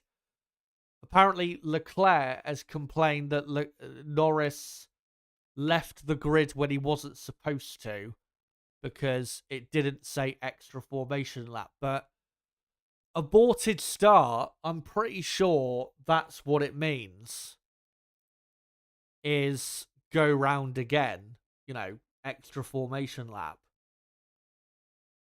But no, Lando Norris has been noted for a starting procedure infringement. Imagine if Lando gets a penalty. How big of a fuck up that will be. So yeah, the aborted start lights came on and Lando decided to pull away. So I'm guessing, in terms of the rule book, they were supposed to stay on the grid. But Lando assumed, and I would have done the same, assumed that aborted start meant extra formation lap. And now Lando officially is under investigation for the starting procedure infringement. I wonder how big of a penalty he'll get for that. At least 5 seconds, but maybe they'll give him a 10-second penalty. We'll have to see. But that was an absolute mess from whether it was Norris or the FIA. I don't care. It was an absolute mess what was going on there. But yeah, in about 8 minutes or so, we will have the formation lap get underway. Race control, I have to say, have been terrible this weekend. The race director has been absolutely terrible in terms of doing his job. deploying the virtual safety car too late in the sprint race, deploying the red flag too late in Q2 earlier today. Just not good enough, I'm afraid. But yeah, the race, I don't know if it'll be a 70 or 71 lap race, but we will be underway in a few minutes' time. And the starting grid, now Albon is confirmed not to be starting the race. And Lance Stroll, of course, spun out on the formation lap. Your starting grid is Lando Norris on pole, Russell second, Tsunoda third, Ocon fourth, Lawson fifth, Leclerc sixth, Piastri seventh, Alonso eighth, Bottas ninth, Perez 10th, Gasly 11th, Hamilton 12th, Behrman 13th, Colapinto 14th, Verstappen 15th, Hulkenberg 16th, Zhou 17th, Sainz 18th and starting from the pit lane, and then obviously Stroll and Albon are already out. So only 18 cars starting the race, only 17 cars starting on the grid.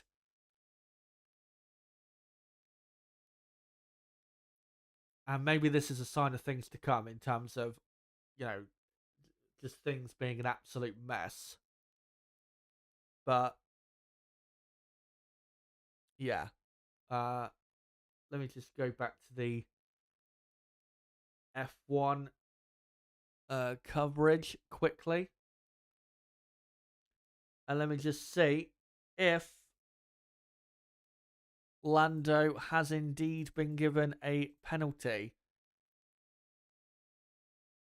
Nothing so far. But I have seen Chris Medland tweeted that it is clear from the regulations that Norris should not have moved from the grid again unless instructed to do so by race control. So surely, if that is the case, that he should not have moved again, then surely that is a slam dunk penalty. It has to be.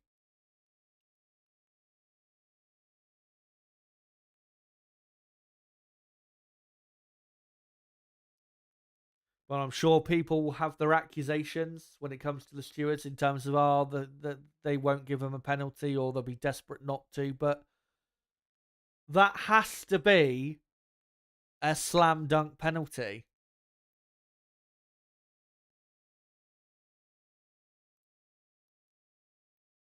Absolutely,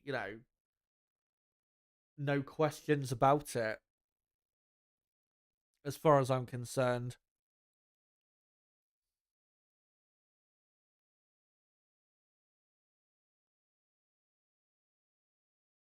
But yeah, we will be back underway, guys, in what, 4 minutes time for the formation lap. So don't go anywhere. We will get underway for this race. I'm sure the FIA not happy about this whole delay because obviously they deliberately chose this particular time of 12:30 local time, which was 13 minutes ago, to start the race because of the weather situation. So they will not be happy, the FIA, about this. Having a 15, almost 20-minute delay.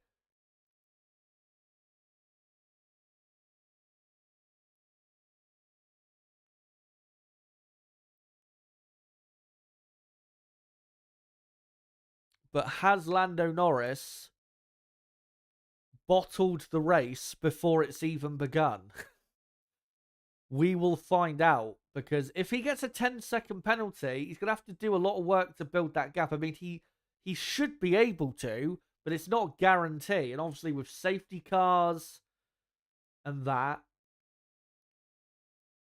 you just don't know. You really just don't know how it could play out.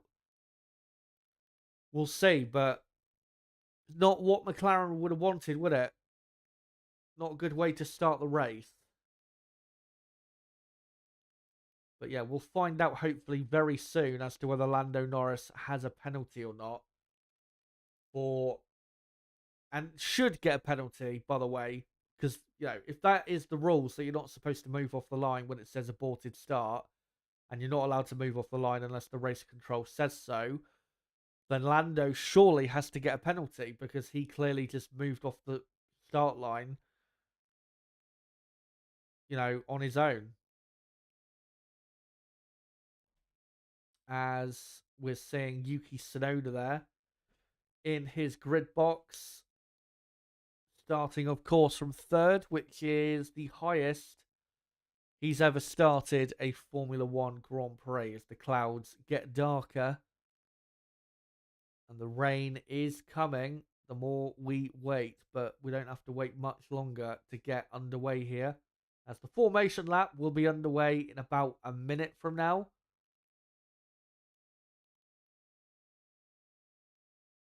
As the tyre blanket's about to come off for all the drivers in a second.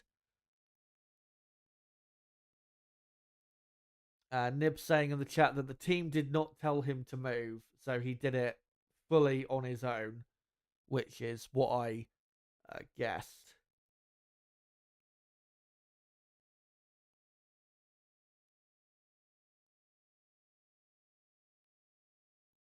Looney Classic says George Russell followed him across the line. Well, technically they all followed him, didn't they? They all left the grid eventually, so you can't punish all of them. It's Lando Norris who should be punished because he, when he led away, everyone else would have just assumed at that point when Lando, should not have done that. If Lando had stayed still, then there's a decent chance everyone else would have just stayed still on the grid.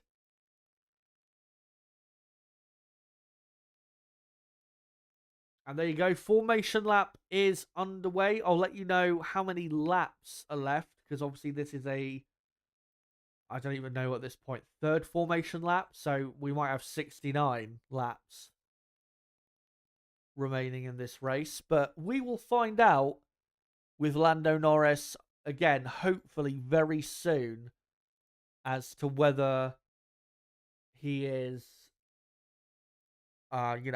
going to have a penalty or not. As towards the back of the field, they're just all slowly pulling away.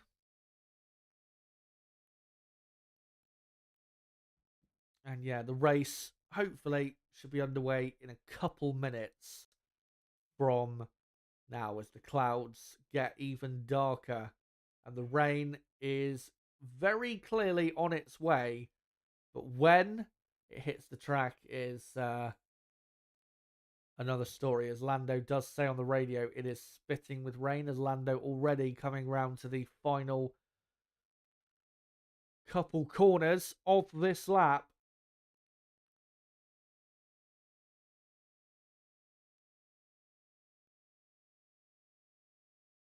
As Lando Norris looks to take his first win in Brazil.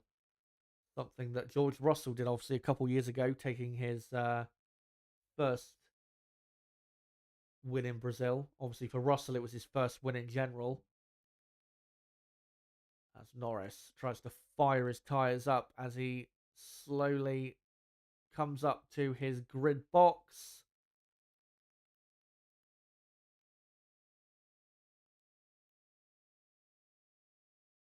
And the front half of the field now coming onto the pit straight. But yeah, with Lando Norris and the penalty situation, we'll, again, hopefully find out soon enough.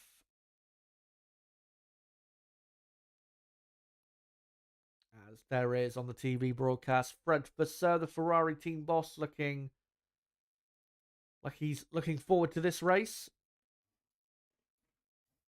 And what craziness may lie ahead.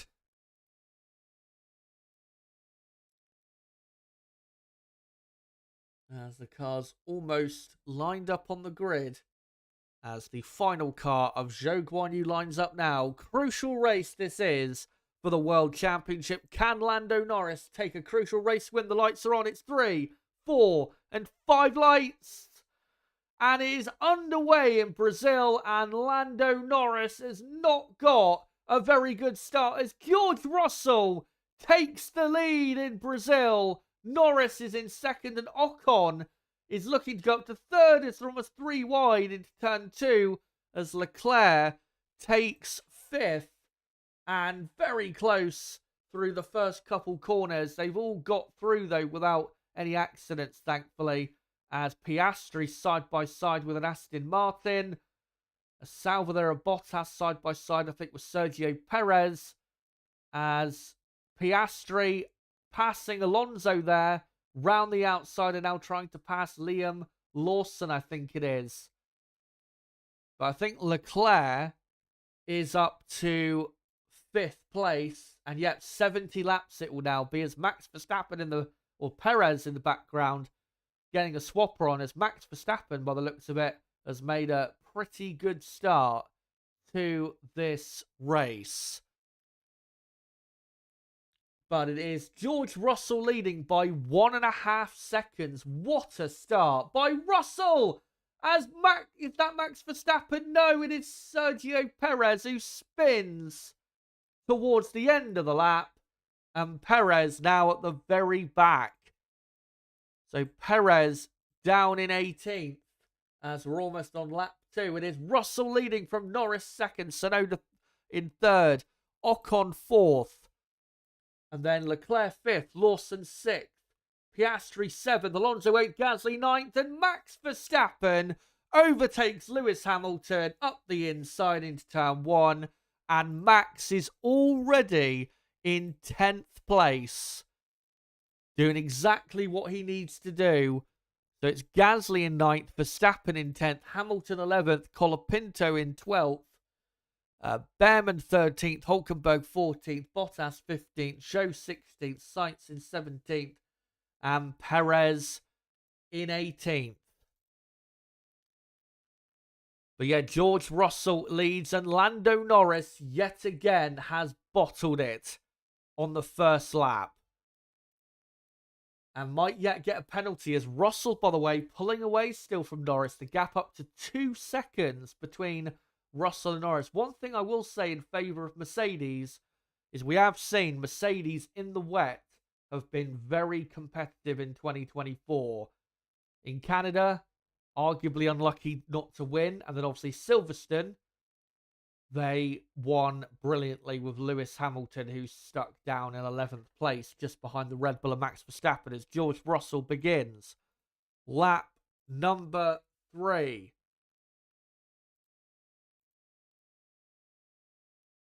And can't see if there's any more moves being made. Might be in the background, the two Haas's going side by side as Behrman gets close with Hulkenberg. Hulkenberg looking to make the move on his younger teammate, who of course Behrman will take over Hulkenberg's seat next season. As Yuki Tsunoda in third, by the way, already 4 seconds off the lead, as Sainz saying heavy rain in sector 3.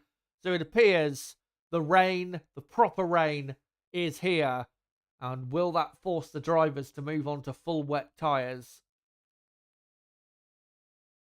As we're looking at Max Verstappen crawling all over the back of Pierre Gasly by the looks of it, as we're now on board with Charles Leclerc, who is stuck behind Esteban Ocon, who's also stuck behind Yuki Tsunoda, who's not exactly going, marching up the track. As Lando Norris has come back at Russell on this lap by at least half a second. So Norris finally has settled down and done the fastest lap of the race, but surely has a penalty incoming. So as long as Norris is behind Russell, if he then gets that penalty, Lando's day is made even harder, but he's only made it harder for himself. As Carlos Sainz is now up to 16th place. And Carlos was the one that reported heavy rain in the final sector, as Verstappen is 11 seconds off the lead on lap 4, but Max is only 7 seconds behind Tsunoda, which I know is a lot, but the reason he's that far behind is obviously because he's stuck in traffic. But the longer Tsunoda remains in third, the more that helps Max, because Max then can, that increases the chances of Max finishing in second. As Oliver Behrman has had a moment, and I think may have had a bit of a spin, because Behrman is now down to 16th, now 17th, as we're on lap 5 of 70, as Lando Norris does another fastest lap of 1:25.1, and is now just about within a second of Russell. No DRS enabled, though, as Max Verstappen goes down the inside of Pierre Gasly at turn 1. And Verstappen up to 9th. And his next victim, Fernando Alonso, who, of course, finished third here brilliantly a year ago. Alonso driving superbly in a car that is diabolical at the moment. Here's a replay of the start. And Lando, it was the second phase of the start, just too much wheel spin, and Russell, when he saw the gap, absolutely went for it, and just brilliant driving from Russell, who's had a brilliant season, and took advantage of Lando's poor start, which has been all too common in 2024, as they're showing the live camera in the top left-hand side of the screen, and Lando Norris right in the slipstream now of Russell as they're about to begin lap 6. But nowhere near close enough to actually overtake it. And without DRS, it's going to be pretty hard for Lando to overtake Russell, because, Russell's going to fight hard, because obviously Mercedes, they know how hard it is for them to win races right now. They're not really that competitive, are Mercedes. But also,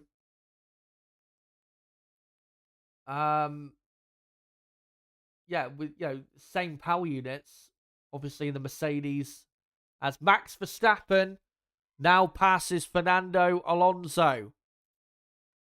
Verstappen up to 8th. Nico Hulkenberg, I've just seen, has gone up to 12th place.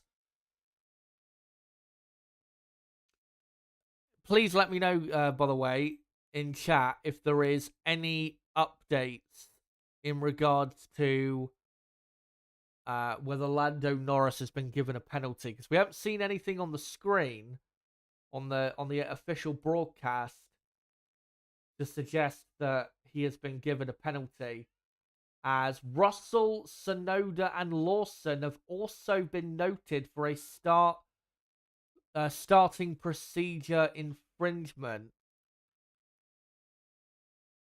But of course, as we're now on lap 7, and George Russell doing the fastest lap on that occasion, a 1:24.6, pulling away from Norris on that lap. As now Max Verstappen does the fastest lap, a 1:24.3. If Max Verstappen doesn't get a penalty and Lando does, and Lando remains behind Russell for a long time, that just keeps playing into Max Verstappen's hands. As Lando's still stuck behind Russell. McLaren clearly quicker,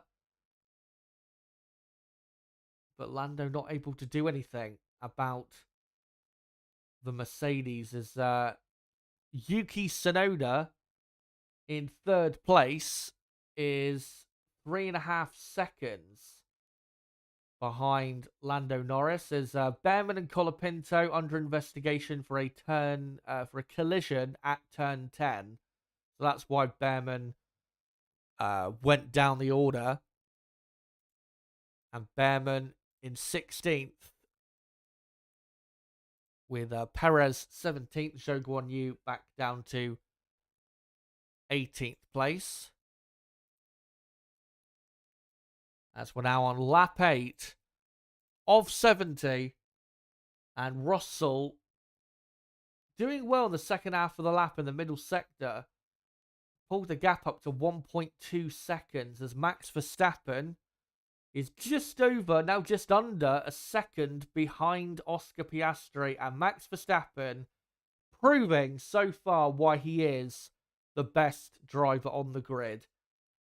Because in the wet, he has really got a lot of pace here. Way more pace than he would have if it was in dry conditions. And is right on the back of Oscar Piastri, who should be theoretically in a faster car. But as Nib saying in the chat, Max could win this race. Too early to say that yet, but I mean, in clear air, Max looks to have the best pace. But the issue at the moment is he's in traffic, and that's the only thing holding him back potentially from winning this Grand Prix. But if Max wins this race, obviously the championship at that point is definitely over, but there can be no doubt if he wins this race that he is one of the best ever and the best in the world, as Verstappen on now lap 9, not too far behind Piastri as they come up to turn 1. Will Max have a go? He looks to the inside slightly, but he doesn't really go for it. Piastri, obviously, desperately going to try and defend for his teammate, as Oliver Behrman has been given a 10-second penalty for causing a collision. Must have been a pretty bad one. 10-second penalty. Still no news on whether Lando Norris or Russell have got a penalty for starting infringement. As Russell still about a second ahead of Norris. And as I said, the longer Norris is behind Russell, if Max can keep making his way through the field, it just benefits Max Verstappen. Max Verstappen is only 10 seconds behind Lando Norris on track. As Piastri and Verstappen stuck behind Liam Lawson, as Lewis Hamilton on the radio saying the ride is really bad. Car is bouncing so much. As through turn 12, Verstappen closes on the entry to the corner, but Piastri gets a better exit. As on lap 10, George Russell does the fastest lap. So Russell, you'd have to say, is pretty comfortable as Max Verstappen absolutely sends it at turn 1 and easily gets the move done. How much extra grip and confidence did Max have there? And he's up brilliantly to 7th place. If that's the type of form he's on today, then yeah, he could win. He could very well win this race. Because that was outstanding.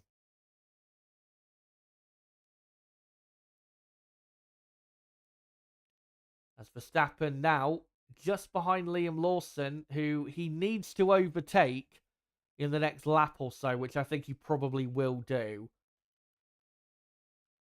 As Oliver Behrman, we're seeing a replay of how he crashed into the back of Colapinto, and that was a pretty pathetic crash by Behrman. Colapinto was going a bit too slow on the exit of turn, I think was it turn 8, and he just punted the back of him and spun himself. But is a replay, and Max so far back on Piastri went for the inside line and he made it stick so easily. As now on lap 11, Max unfortunately not able to pass Lawson into turn 1, but you would imagine he will very quickly get this move done as he does the fastest lap of the race as Norris still stuck behind Russell. Max weaving around. Don't know if he's trying to send a message to Lawson to get out the way. Of course, the sister team.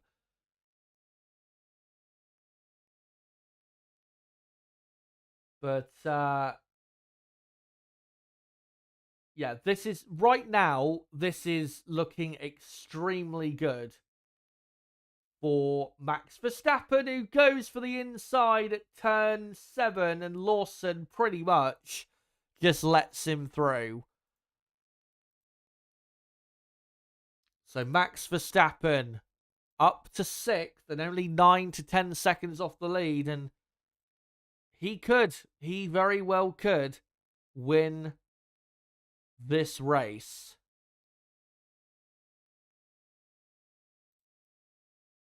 The longer Lando is stuck behind Russell as Russell does a fastest lap, it's possible, as there's a yellow flag in sector 3, and it's because Lewis Hamilton has gone off at the final corner. He's come back on, thankfully, but he's lost position there, and Hamilton now down to 12th place.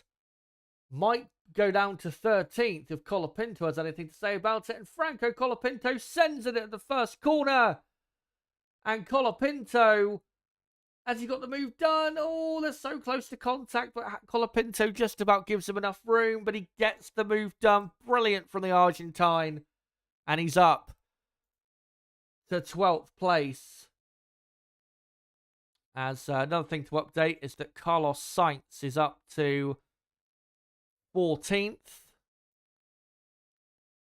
as that's Behrman passing Bottas for 15th, and Perez passing as well. Sauber have got absolutely no pace, which is why that's happened. I've got to say Ferrari as well have got no pace, because Carlos Sainz is not really making his way through the field that quickly. Still in 14th and quite far off the points. He's like 10 seconds nearly off the points.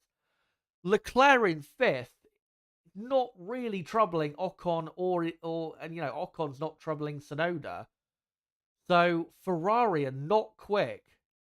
As is a replay of Lewis Hamilton, the reason he went off at the final corner, and yeah, he just locked the inside front. Nearly took the Kimi Raikkonen route in 2012. But yeah, that's all good for him. But yeah, Max Verstappen, his next target is Charles Leclerc on lap 13 of 70. And Leclerc is just stuck behind Ocon, and Ocon, to a degree, stuck behind Tsunoda, but it's not exactly harrying Tsunoda.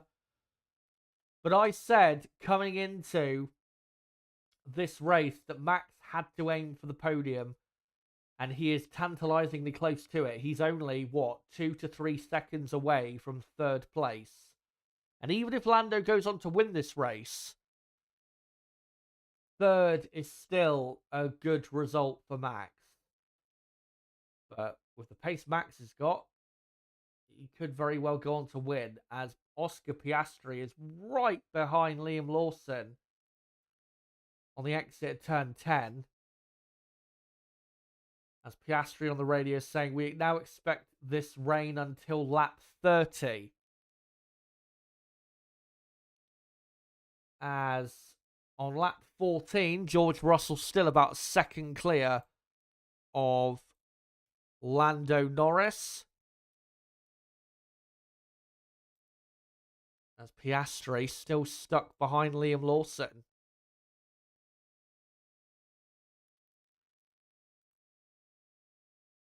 As someone else there was noted for a starting procedure infringement. I didn't quite see. But the gap is slowly coming down between Norris and Verstappen. Verstappen, though, having to battle his way through traffic. So I think that clearly shows that Max has a lot more pace than Lando has right now. Here's a replay of Sergio Perez trying to overtake Oliver Behrman at turn 5, and Behrman shutting the door emphatically. And Perez, no doubt, will be complaining about that. But Max has got to try and make a move here on Leclerc. If he passes Leclerc, then passing Ocon and Tsunoda won't be an issue. It's Leclerc that is the issue here for Max. As we begin lap 15, Russell and Norris still about a second separating them, with George Russell leading. And then Sonoda still holding his own in third, driving brilliantly. Ocon, brilliant drive as well in fourth. Leclerc fifth. Verstappen sixth. Lawson still doing great in seventh. Piastri eighth. Alonso, brilliant drive from him in ninth. Pierre Gasly in 10th. Alpine at the minute heading for 13 points in the championship. Racing Bulls are heading for 22 points in the championship, which would put them only 28 points behind Aston Martin if they were to secure that result, as Lando Norris still can't find a way to get really close to Russell in a way that actually, he can start battling. He just hasn't got the grip or the confidence, as Lewis Hamilton trying to make a move on someone at turn 6, I think that was. Colapinto, he's battling.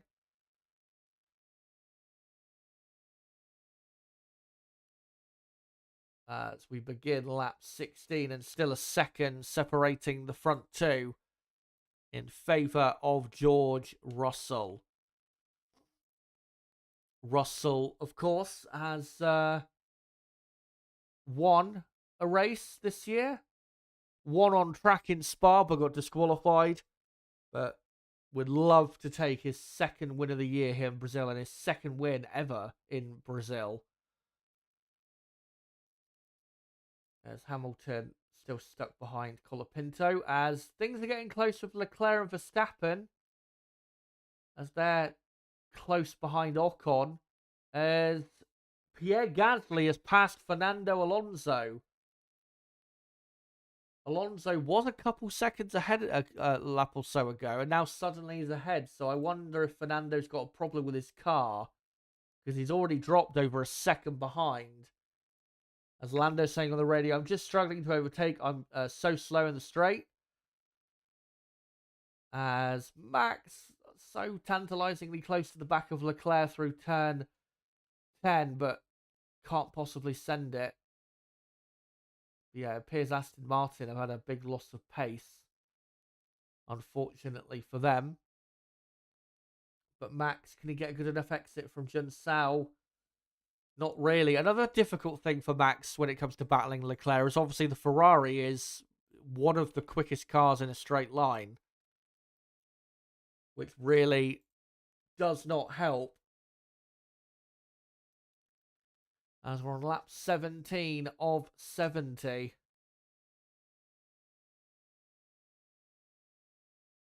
And George Russell now 1.6 seconds clear on lap 17. Yuki Tsunoda in third is about 10 seconds off the lead. Max Verstappen is about, 12 seconds off the lead.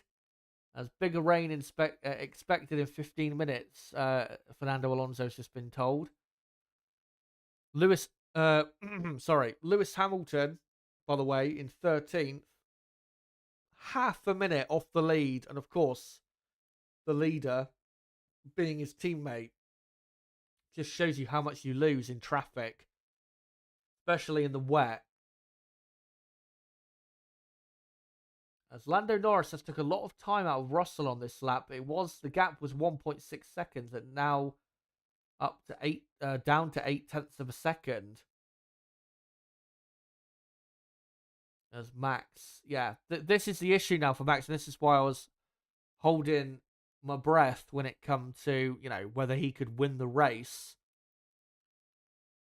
Because this was, the issue is if he gets stuck in traffic and gets stuck in a pattern, which he now is, as Lando Norris is now closer to Russell, only half a second behind as they approach turn 4. Has Lando finally got enough pace to overtake and get into the lead, which he has to do? Still no news on whether Lando Norris is going to get a penalty or not, as Hulkenberg saying on the radio, it's getting slippery with these worn tyres in the wet here. Hulkenberg in 11th place. Doing pretty well. Hulkenberg, remember, he started, 17th or 18th on the grid.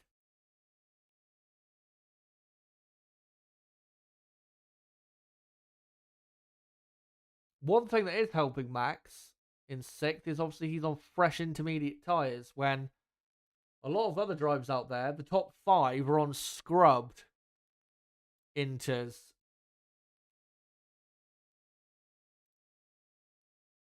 Which definitely, as the race goes on, should help.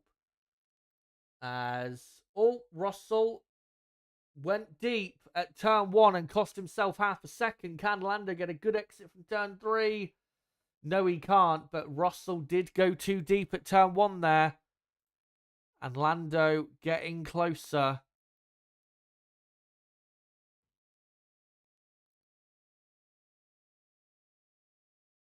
But the real key in terms of the championship is, can Max Verstappen get past the train of cars he's behind? Leclerc, Ocon, Tsunoda. If he can do that, then he can start relentlessly catching the front 2. But as it stands, he just cannot. As all really close racing there between Hamilton and Behrman, but Behrman up the inside of Lewis Hamilton, who suddenly has lost a couple positions, and Behrman up to 14th. What a aggressive move that was. So Sainz is now 13th, Behrman 14th. Hamilton was in 13th, but suddenly has dropped to 15th, and here's why, probably. At Sao, Hamilton locked his inside front again, went deep, and Sainz presumably took the inside line. Yes, he did. But that got really close between Behrman and Hamilton. It turned down on the run down to turn 4. And here we go. Behrman switched sides, switched to the inside. Hamilton covered the middle, but thankfully gave Behrman the room in the end. And Behrman took the position. Good drive from Behrman, despite his penalty. As we're on lap 20 of 17. Nowhere near half distance, by the way. A long way to go. This is what I was saying before the race. This is a long race. A lot can happen yet. Still another 50 laps to go. As here is Carlos Sainz, right behind Franco Colapinto. Can he make a move? He closes up in the braking, but he's not going to be able to overtake. Carlos, though, quite far off the points. Alonso in 10th is about 11 to 12 seconds ahead of him. So Carlos has a lot of work to do just to get in the top 10. As Hamilton on the radio saying the car's not drivable, mate, locking up. And I don't know what else he said there, but yeah. We know that car is just, awful. That's why he's 15th, and he's now got Sergio Perez putting him under pressure in the battle for 15th. As we now begin lap 21, George Russell 1.5 seconds clear of Lando Norris.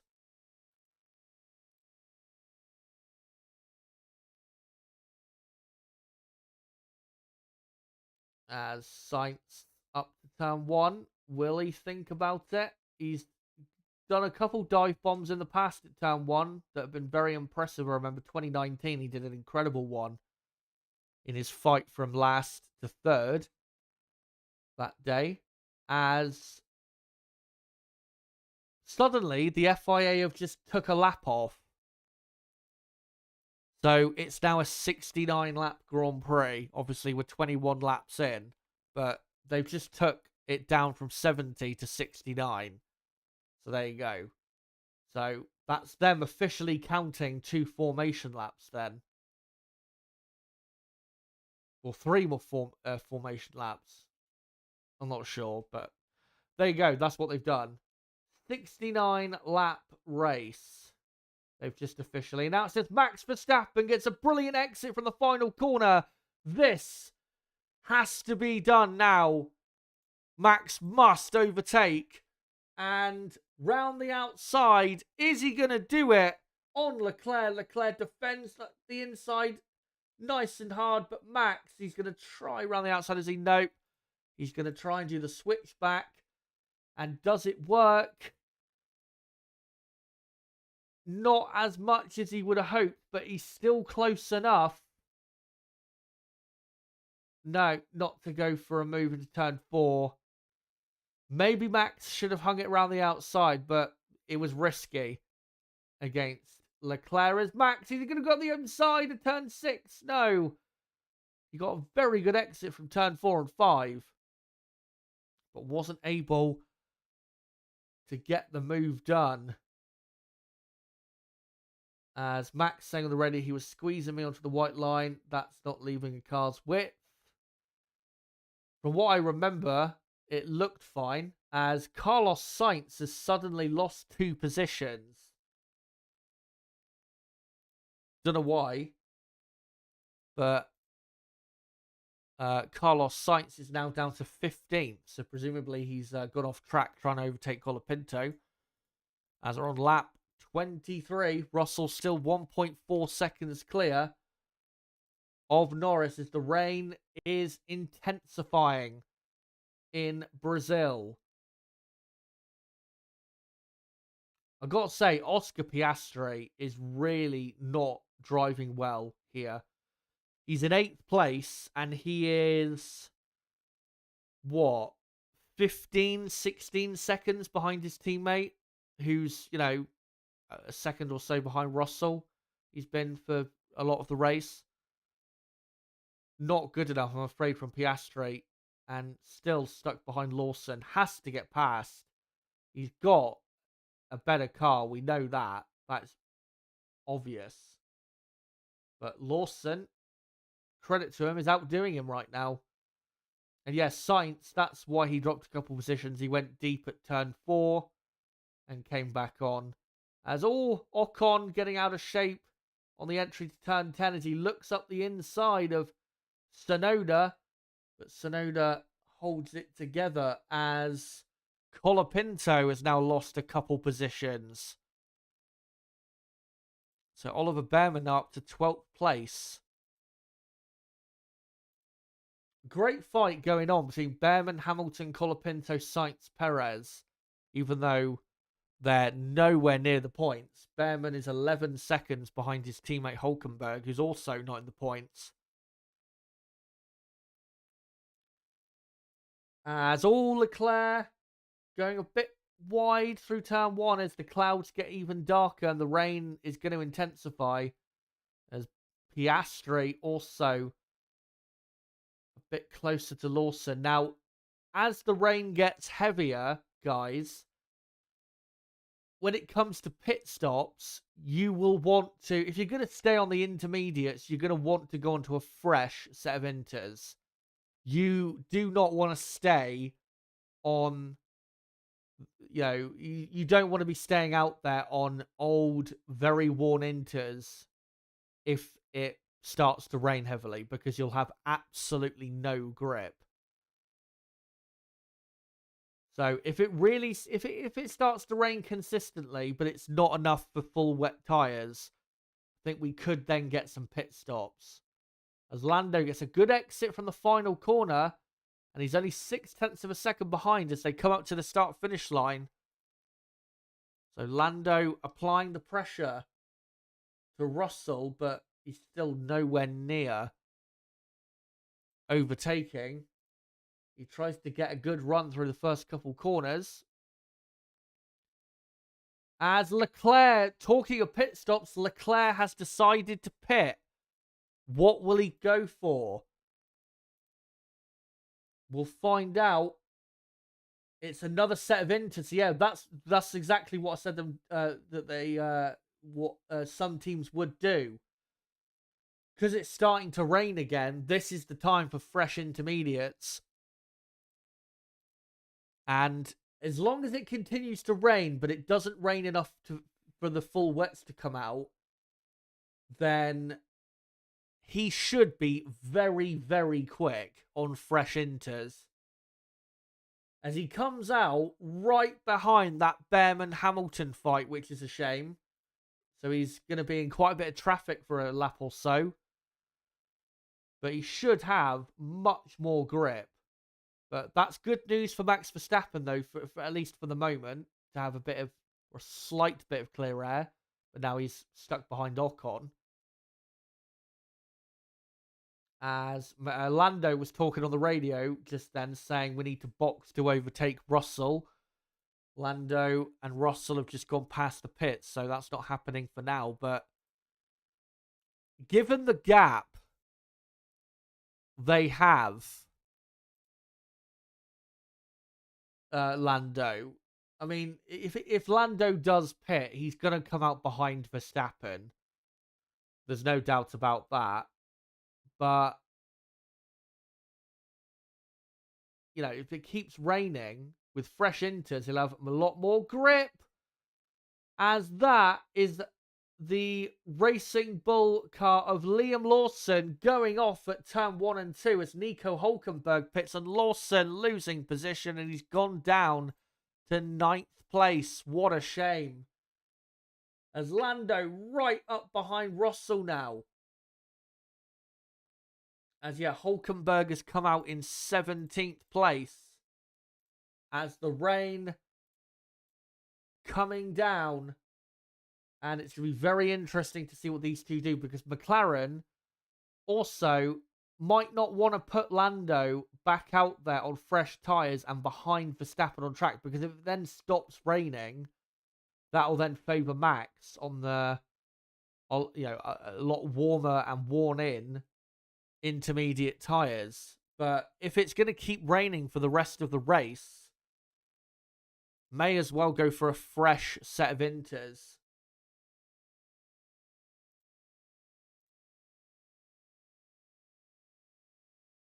As Max Verstappen getting really close to Ocon in turn 1, but not able to make a move.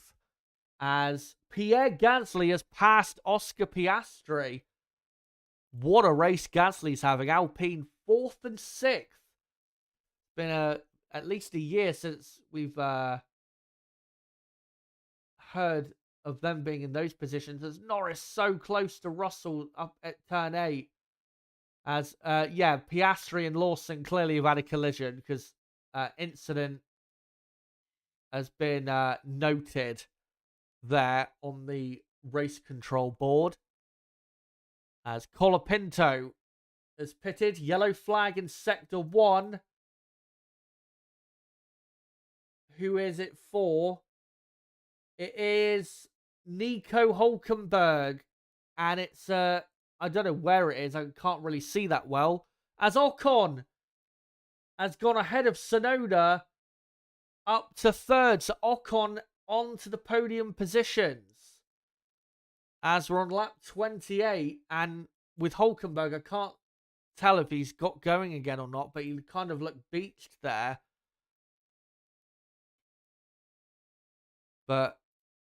And virtual safety car. This time a lot quicker, thankfully, from the stewards. But Hulkenberg, I think, is out of this race. He is. He's, I don't know if he's broke down or not, but Oscar Piastri is using this virtual safety car, and so is Fernando Alonso, to come in. As the rain is really starting to pour down now. Ferrari look like they're coming in for a fresh set of boots as well. So, Hulkenberg out of the race. Only 17 cars left. As I'll just wait until all the pit stops are finished to see how it all shakes out. Because Liam Lawson is now up to 7th place. Leclerc, obviously, already has pitted. He's up to 8th. If this virtual safety car stays out another couple minutes, that's going to be really bad for Leclerc. Because then Max and all, and the cars, Ocon and Tsunoda, will be able to pit. As Hulkenberg has got going again. I don't know if he's back in the race. I don't know if he's had to do a control alt delete. It's a lot of rain on the pit straight. I think they're going to have to throw out a safety car. As they say, virtual safety car ending. Both Russell and Norris are pitting, but it is so wet on the pit straight. I think we're going to get a safety car here. It is extremely wet as both Russell and Norris go for inters, but it looks like full wet weather out there as Esteban Ocon stays out. Max Verstappen stays out. Yuki Tsunoda pits. So Russell third, Norris fourth, Gasly's fifth, Tsunoda is Lawson's pitting now, so Tsunoda will come out in sixth place. But it is absolutely hammering down. You can barely see the cars. It is just a wall of spray, and I would not be surprised if they throw a safety car out because the weather is pretty treacherous. As Piastri and Lawson incident under investigation for a turn 1 collision as Lawson, and here's a replay of the Piastri, and yeah, Piastri came from too far back and punted Lawson off. Tsunoda, by the way, has pitted and come out on wet tyres. So has Liam Lawson. I think they might have made the absolute perfect decision here. Because it looks to me like full wet weather. As penalty for Piastri. 10-second penalty. As Piastri's currently in 8th. Alonso 9th. Bottas somehow is in 10th place. No one knows how. Hamilton 11th. Lawson 12th. Sainz 13th. Perez 14th. Behrman 15th. As Ocon is leading, by the way. But he is going around the track at such a slow pace. On lap 30. As it says, lighter rain in 3 minutes. That's why Ocon and Verstappen are staying out there. Because they're trying to survive the worst of it, and that's why Russell and Norris are still on inters, but they're going around so slowly. It's like they're under safety car conditions almost. As Lando Norris, he's going to go for it down the inside of Russell at turn 4, and Russell just not having the confidence that Norris has, and Lando Norris is up to third. Well, he's not up to third. Gasly's in third, but he's now in fourth. As safety car has been deployed, and that is the right decision because the conditions were pretty bad. This is, though, a good chance for Max Verstappen to pit, even though he will come up behind Norris. It'll, give him a fresh set of tyres. That is a big shame, though, for Racing Bulls, because they needed the safety car not to come out for them to capitalize on all of that. As Tsunoda on the wet, and then Liam Lawson is now in 10th place, and he's on the wet compound tyre. So Lawson 10th, Hamilton 11th, Bottas 12th, Sainz 13th, Perez 14th.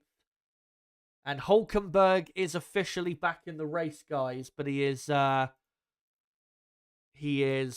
do you call it? He is on the wet tyre and he's a lap down. So, yeah, out of the race, really.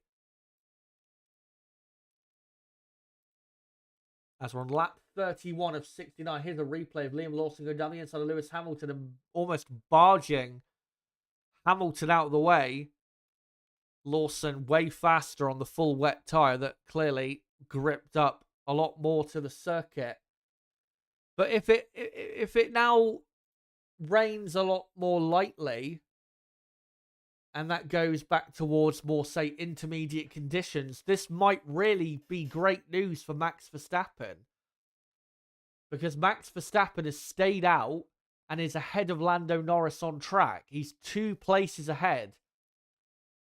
It's amazingly, Esteban Ocon is leading the Sao Paulo Grand Prix on lap 31. Max Verstappen is second and Pierre Gasly is third. Alpine first and third in Brazil. And we're nearly halfway through this race. Lando Norris fourth, Russell fifth, Tsunoda sixth, Leclerc seventh. Leclerc's really been screwed over by pitting when he did, but who was to know the safety car was going to come out? Piastri is eighth, but he's got a 10-second penalty. I don't know if he's... No, he wouldn't have served it. He's already had his pit stop before then. Alonso 9th, Lawson 10th on the wets. Hamilton 11th, Bottas 12th, Sainz 13th on inters. Perez 14th on wets. Behrman 15th, Colapinto 16th on inters. Zhou 17th, Hulkenberg 18th on wets. That is the state of play as we're on lap now 32 of 69. God knows what lies ahead of us between now and the end of this race.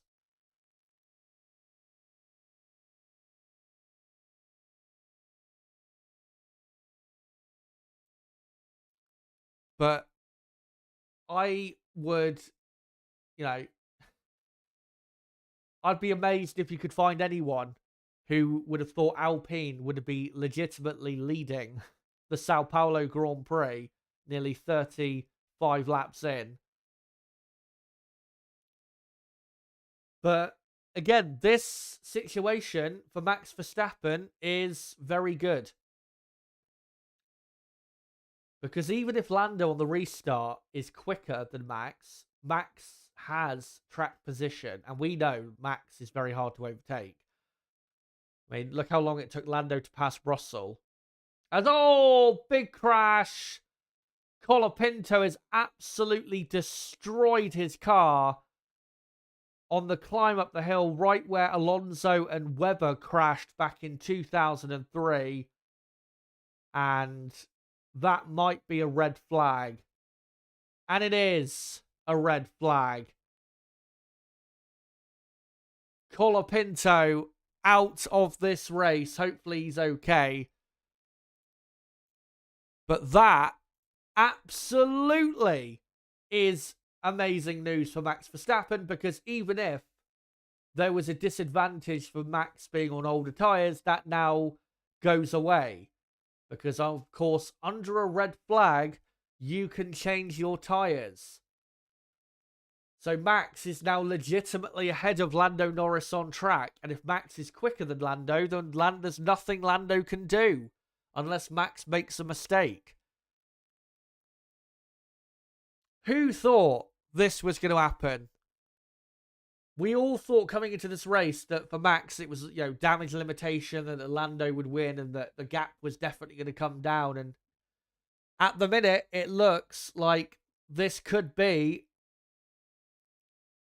as long as Max on the restart of the race keeps it all together, this could be a championship winning result and performance from Max Verstappen. But it is a red flag. Let me just see a replay here of what happened. So, yeah, Colapinto climbing up the hill on his intermediate tyres and aquaplaning and then smashing into the barriers. This red flag, if it is for the crash, then it shouldn't be super long. Because all they've got to do is clear the debris in the car away. And the barrier doesn't look like it's been damaged, really.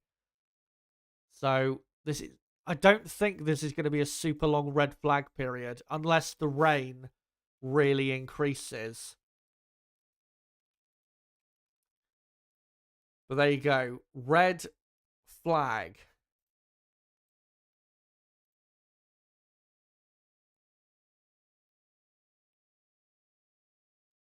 On lap 33 of 69. And let's, again, As Lando's saying on the radio, I guess everyone can just change tyres for free now. And Lando being reminded they can, which will sink him into a spiraling depression when obviously he realizes that Max Verstappen is ahead of him on track. Not just ahead of him, but 2 cars ahead of him. Esteban Ocon leads the Sao Paulo Grand Prix. Max Verstappen miraculously second in a unbelievable performance that is so far is saving his championship. Pierre Gasly third, Lando Norris fourth. It is not played out how it really should have been for Lando. George Russell fifth, Tsunoda sixth, Leclerc seventh, Piastri eighth, Alonso ninth, Lawson 10th, Hamilton 11th, Bottas 12th, Sainz 13th, Perez 14th, Behrman 15th, Zhou 16th, Hulkenberg 17th and a lap down. And Franco Colapinto is out of the race. Let me just update that. Still, I don't... starting infringement by Norris is and the others is being investigated after the race. I don't really get why. If it's a clear slam dunk penalty, then why not? Then why not just give him a penalty? Why has there got to be a discussion after the race? As just saying, a tweet from Chris Medland 20 minutes ago that Russell and Hamilton for Mercedes are under investigation for changing tyre pressures on the grid after the 10-minute warning when the race start was aborted. So that looks like it could be a penalty for them. But in terms of where we sit now on lap 33 of 69 under red flag conditions for now, yes, Alpine are in the lead, but all I can think at the moment is how well has this played out for Max Verstappen. And if I was a betting man, I would bet Max Verstappen to go on and win this Grand Prix.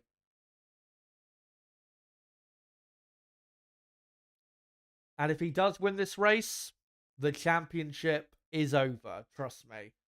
I know there's 3 races after this Grand Prix and we've got a sprint race, but if Max wins this race and Lando cannot even take advantage of Max starting 16th on the grid, then Lando cannot possibly win the Drivers' Championship.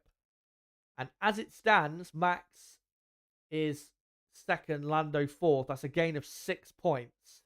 Max would be 50 points clear of Lando with 3 races to go, including a sprint race.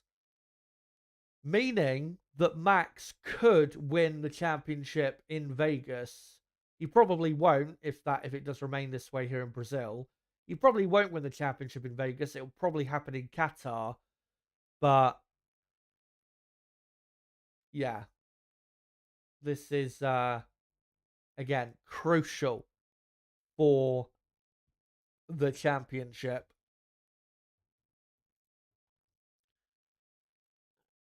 But Rook's saying Hulkenberg has been noted for receiving assistance when he beached himself on the curbs. Yeah, he also might get a penalty for that because, yeah, that I'm not sure if it is allowed or not. Yeah, and he's saying I think they're waiting to see where Lando finishes so they can not give or give him a penalty that doesn't hurt Lando. We'll see what happens, but I'd be pretty surprised if he doesn't get a penalty for that. Yeah, Woden's saying they were probably hoping Lando wins by more than 10 seconds and then give him a 10-second penalty. But I've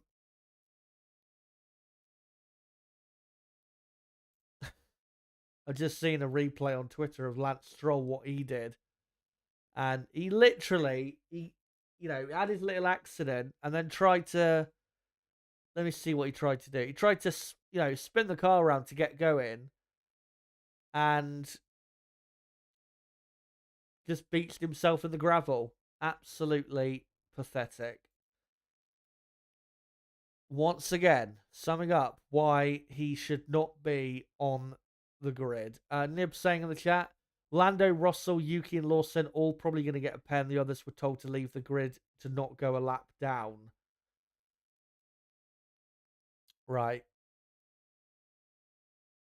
Well, you guys will have to let me know from watching the race at the moment when the race is going to get back underway, because I've just switched over to the Chelsea game because obviously I'm a Chelsea supporter.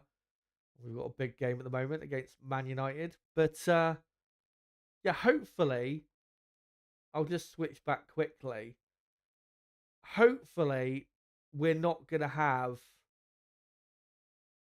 like an hour-long delay. I really, really hope not.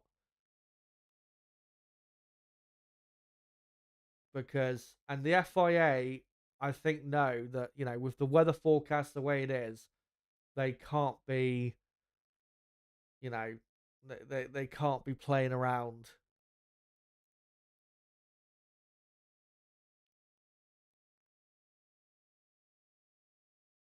Lance is seriously bad. Yeah, absolutely. And, that video that did really well on my channel, got really popular, which I uploaded at, it was like a week or so before Christmas, wasn't it, last year, where I said Lance Stroll is finished. It still rings true. Still rings true. The guy is never going to improve. He is just not good enough.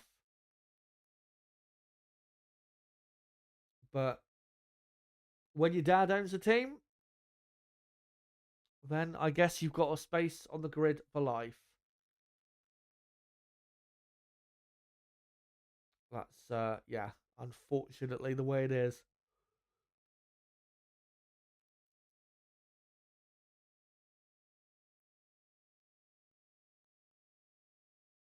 But yeah, let me know in the chat, guys. What are your thoughts going forward now for the rest of this race? Do you think Max Verstappen is going to win? Do you think Lando Norris will win? Do you think Lando Norris can overcome a possible penalty and maybe even less pace in the rain to to win the Grand Prix?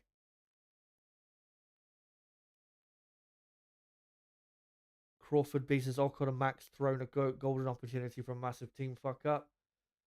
They haven't thrown away a golden opportunity at all. This is played exactly perfectly into their hands.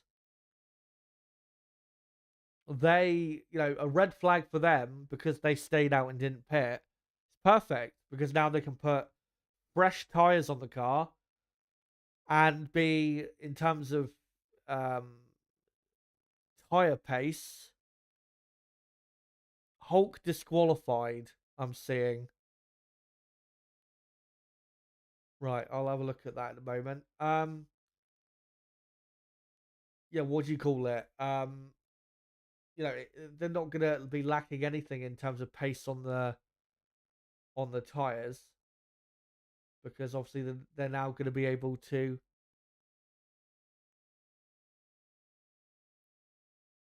Oh right, so hold on. So Crawford, he mistyped his comment. Have been thrown.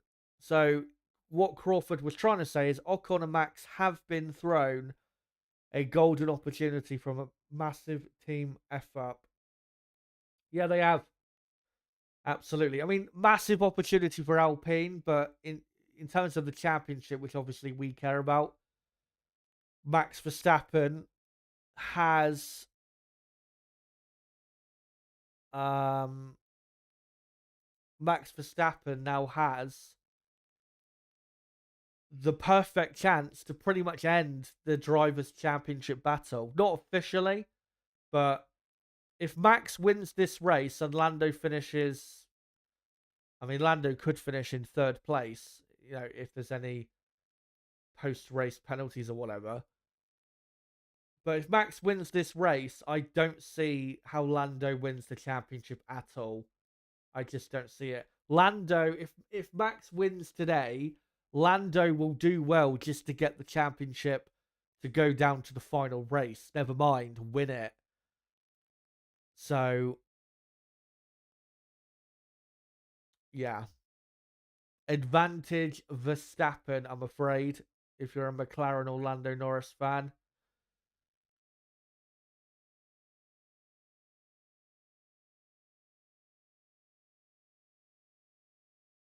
But yeah, massive opportunity for Alpine, first and third, and still a decent opportunity for Racing Bulls, sixth and 10th. Still heading for a lot of points if they can at least finish there. But their pace has been pretty impressive in the race today.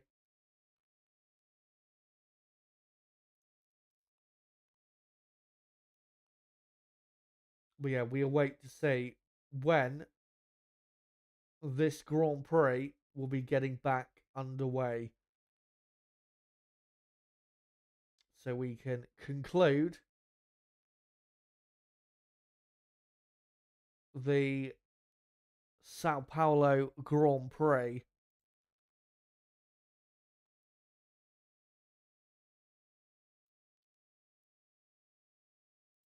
Um, right, so yeah, Nico Hulkenberg has officially been disqualified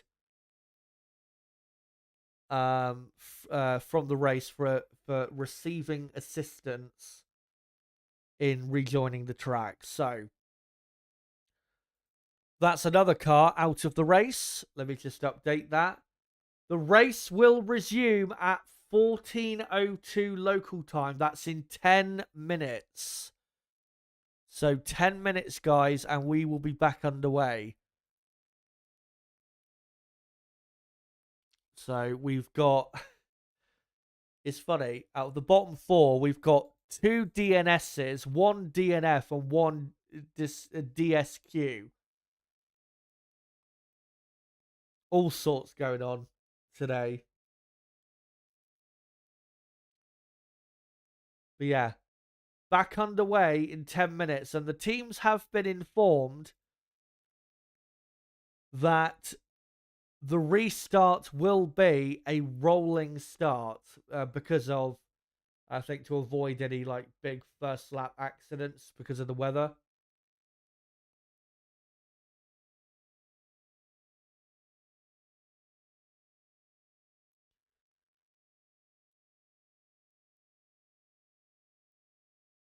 Let me see if I can find some other comments here from you guys.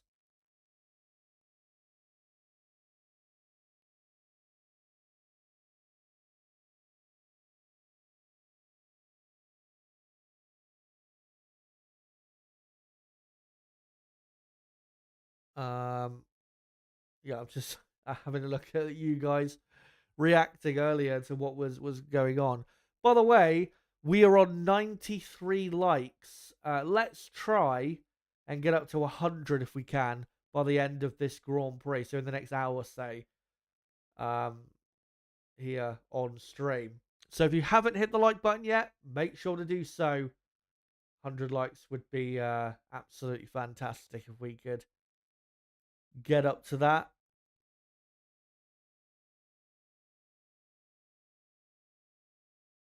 Nib saying it will take Max 3 laps to get into the lead. That is pretty conservative. I think 2 laps at the absolute maximum. I can easily see Max doing it on that first lap of the restart.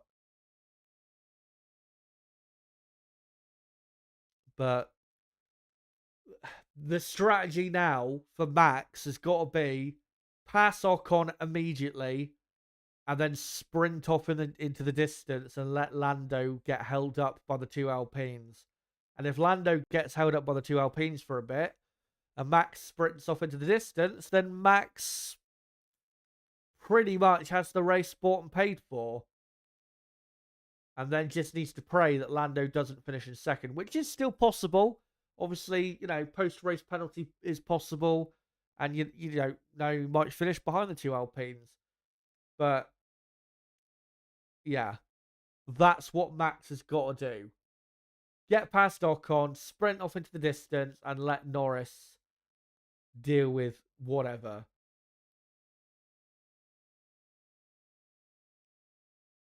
But who knows what is to come. Again, we're still not officially at halfway in this race. The halfway point, I think, will be in, a couple laps. So we still have a long way to go in this race. As Nib saying in the chat, Max has got new inters. Ocon does not. Yeah, Ocon started on scrubbed inters. So did Norris and Russell. So I wonder if they, how many inters they've got left. Obviously, Max, he didn't do Q3, and obviously in Q3 they were using more sets of inters. So in hindsight, that's benefited Max not going through to Q3 because he's got more tyres to play with. Darren Wyman says hold on, posting a comment in the chat saying, so firstly, why are we stopping the race when most of the teams are not on the safest wet tyres? Secondly, why are the cars allowed to be touched, new tyres, etc. when the race is stopped? Makes no sense. You can make those arguments in terms of, they shouldn't be able to change tyres and that, but when the race is red flagged, then, the cars go back into the pit lane, and in the pit lane, the teams are allowed to access the cars. They're only allowed to access the cars, the mechanics, when the car is in the pit lane. So, yeah, that's the way it's got to be, unfortunately. And yeah, it will be a rolling start, and it will be Esteban Ocon, who, remember, he'll be feeling pressure, but Esteban Ocon has won a race before. Hungary 2021. 3.5 years ago, he held on to win for Alpine. And who knows, maybe he will somehow win this race. Stranger things have happened in Formula One, especially in the last few years. Yeah, the race will be back underway in 4 minutes' time. So not much longer to wait, and I cannot wait for the second half of this race. Do not go anywhere. This is going to be a very exciting second half of the race. And a second half of the race that for Max Verstappen and Lando Norris, and given where they are on the track, Verstappen ahead of Norris, this is really, these final 36, 37 laps are going to decide the World Championship for 2024. So hold on to your seats.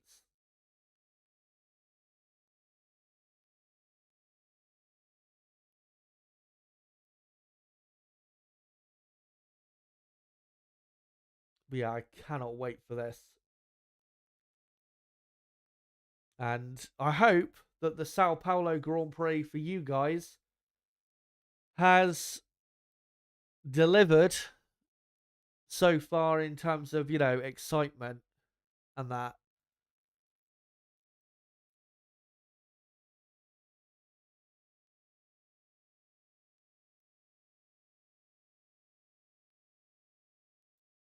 So,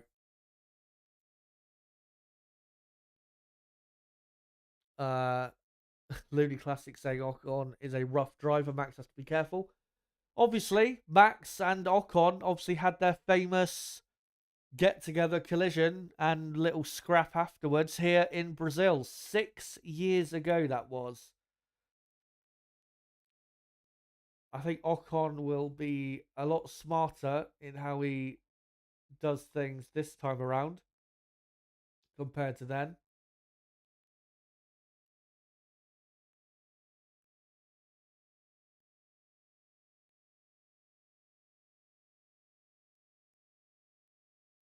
And Todd saying Ocon playing with house money.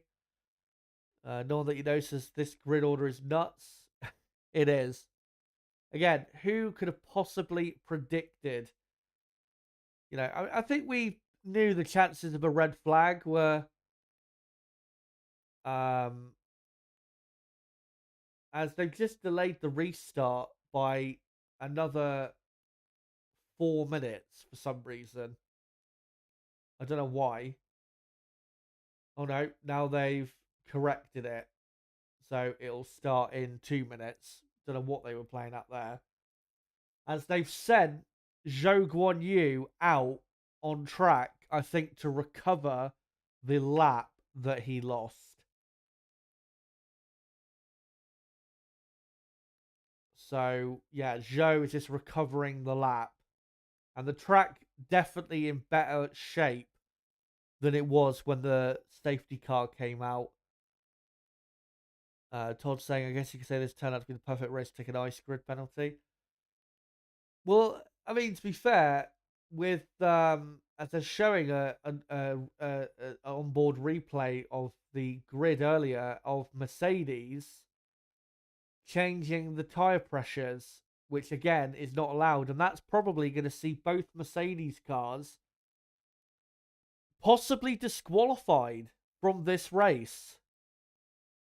So we might have 3 disqualifications.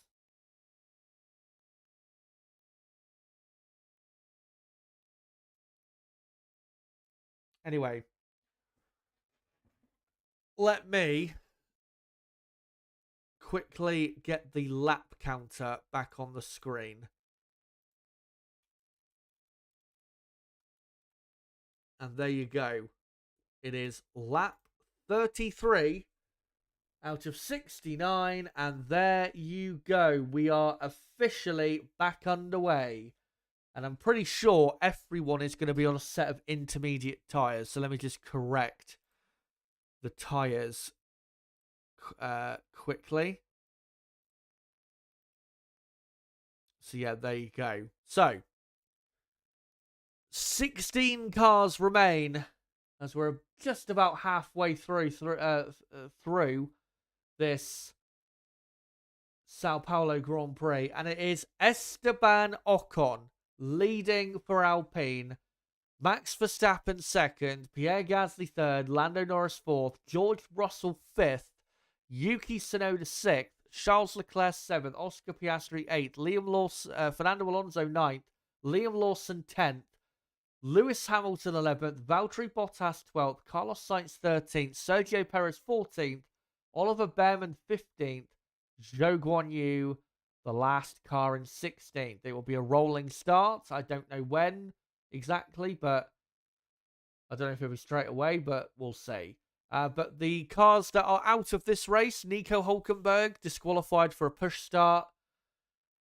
Franco Colapinto crashing out of the race. And Lance Stroll didn't start because he spun out on the formation lap. And Alex Albon didn't start because of a crash in qualifying. So, here we go.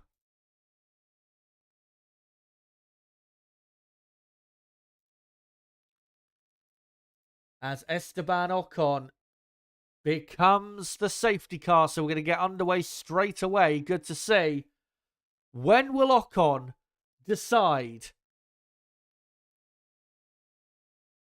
to let go and absolutely floor the throttle as he weaves around? Yellow flag in sector 3. Don't know what that's for, and it's but Oliver Behrman who's gone off at the final corner. He will get back on though, and a Sauber in the background's gone off as well as the race gets back underway. Will Max go for the lead straight away? No, he will not. But it is Esteban Ocon leading from Verstappen second, Gasly third, Norris fourth, Russell fifth, Leclerc overtakes Tsunoda for sixth. And then it's Tsunoda 7th, Piastri 8th, Alonso 9th, Lawson 10th. And then Hamilton, Perez up to 12th. Bottas 13th, Sainz 14th, Zhou 15th, Behrman 16th. How has Perez made up 2 positions already? As Lando Norris goes deep at turn 4. And is he going to lose position to Russell at turn 5? Not quite. As no, he might actually do so up to turn 6. And he does. Lando Norris bottling it again when he absolutely cannot be doing so. As Leclerc goes deep at turn 8, just about gets back on the track, is it? Ahead of Piastri, who has passed Tsunoda as well. And yet he does just about. But Lando Norris, that is a awful mistake. And that could very well cost him in this race and in this championship. As Esteban Ocon, by the way, 1.5 seconds clear of Max Verstappen already.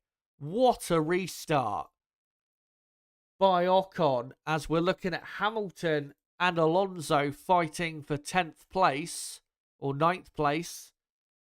As Hamilton up to 10th, we're on lap 35. And it is Esteban Ocon leading from Max Verstappen as Hamilton is now up to 9th on lap 35. So there you go. Both Mercedes making moves on the restart. But Lando Norris is now, what? He's like 6 or 7 seconds already behind Max Verstappen, who's second. As Ocon, by the way, is continuing to pull away from Verstappen. Of course, Ocon has got the benefit of no spray in front of him, which really does help in these conditions. But Lando's going to have to do something special to recover this race, because at the minute, his championship has fallen apart. And this is looking like the end of his championship at this rate. As Lewis Hamilton is tucked up right behind Yuki Tsunoda, who's had a really poor start or restart to this Grand Prix, as Ocon continuing to pull away from Verstappen. He's nearly 3 seconds clear of Max. Alpine on fire with Ocon. And Pierre Gasly, 4.5 seconds behind Max, but 2.3 seconds clear of Russell. So Gasly looking comfortable in his position for the moment, as we're on lap 36. Hamilton can't see a thing. Not even the flashing red light ahead of him until he brakes hard for turn 1. As Hamilton still tucked up close behind Tsunoda, but really a lot of the field is spreading out.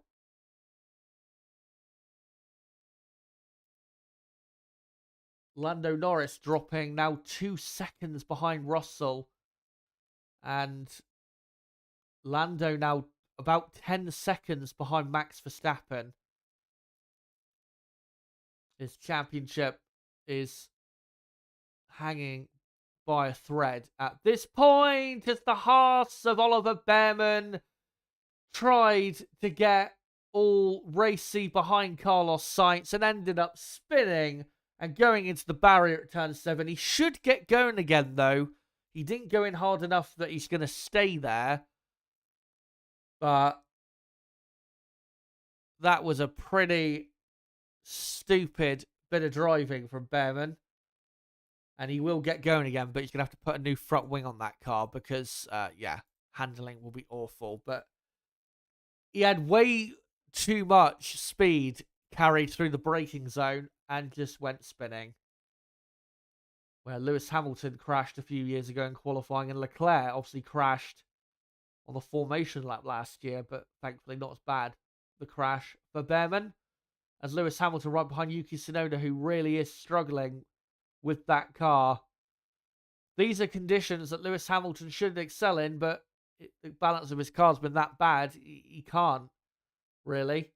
But he's trying his best. As he's stuck behind Yuki Tsunoda. For Max Verstappen in second, though, I know he's 3.3 seconds behind Ocon, and the gap is stabilising to a degree, but he just needs to try and slowly but surely start gaining back time on Ocon, because he still needs, really, with Lando Norris in fifth, Max now has to win this race. Because if Max wins, the gap will go up to 59 points. And I'm telling you, at 59 points, the championship will be dead for Lando Norris. So Max has got to capitalise on that. And obviously, Max has got the fastest lap point at the moment. So if he takes that as well, the gap will be up to 60 points in Max's favour, which would give Max a realistic chance of winning the championship in 3 weeks' time in Las Vegas, which would be a fitting venue to win your 4th World Championship. As we've got a yellow flag in Sector 3. And now it's green. Maybe that's for Behrman. Maybe he's dropped a bit of debris, or maybe he's gone off again. Don't know.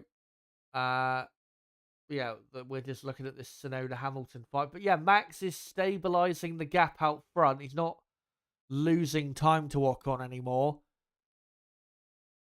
But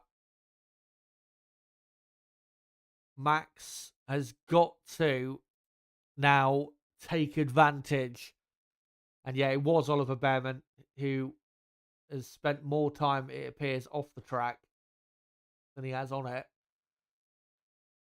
Max has got to take advantage, like I said, of Lando being in fifth.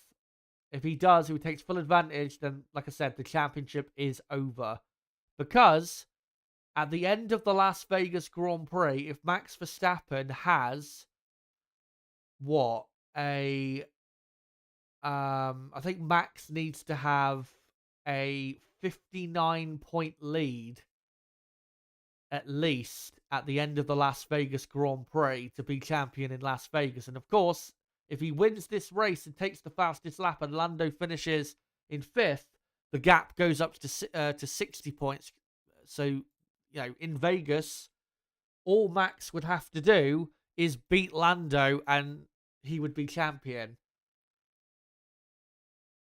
The championship is so tantalizingly close with 30 laps to go. Like I said, he can't win it,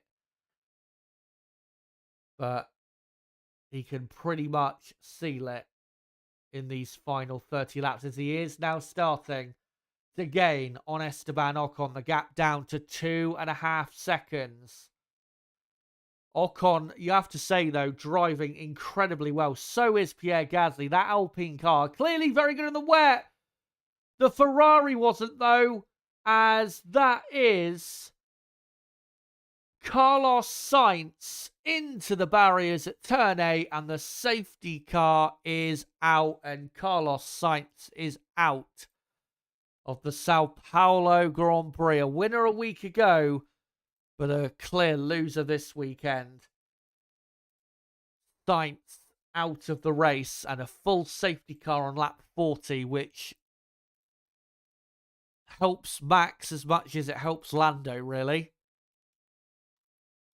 As we're on lap 40 of 69. So, Carlos Sainz, DNF, out of this race. Only 15 cars remain with about 30 laps to go. As the tractor coming out to get rid of that car, and they should get rid of the car pretty quickly. This safety car shouldn't last that long, probably only 2 to 3 laps. As actually, no, Sainz has got going again. He's driven out of the barrier, but I don't see how he's going to continue the race. I'm pretty sure he will have, yeah, I don't see him continuing. I think he'll have too much damage. But he, yeah, got on the white line. Under braking for turn 8. And bang.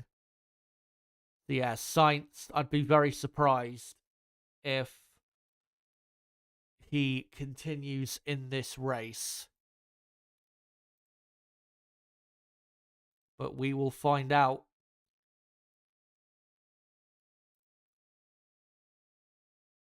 And yet, Carlos Sainz now getting out of the car. He has accepted that he is done for. And obviously, that is not good for Ferrari's Constructors' Championship bid.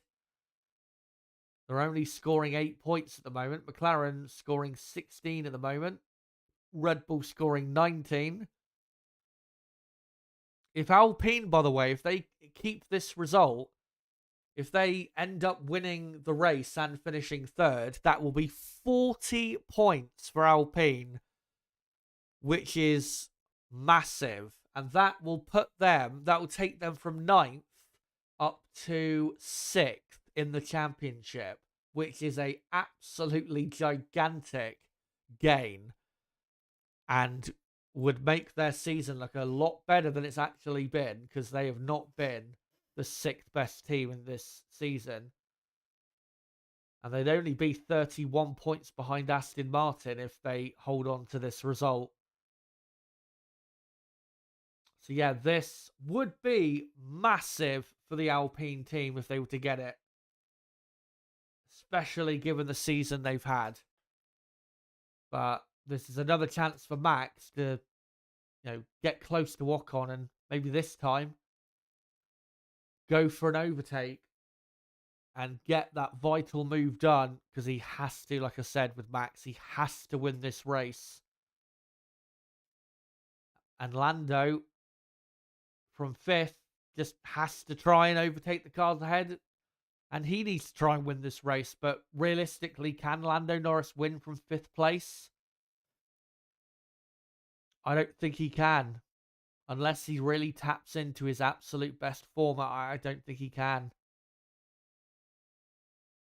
As team radio for Norris, can't hear what he's saying. They're not displaying what he's saying either, so can't tell you, unfortunately.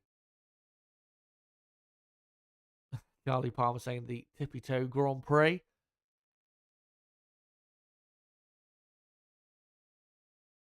This is what wet races in Brazil are like. It's always like this. And that's why we love this track, especially in the wet, because of just how mental the races can be and how unpredictable.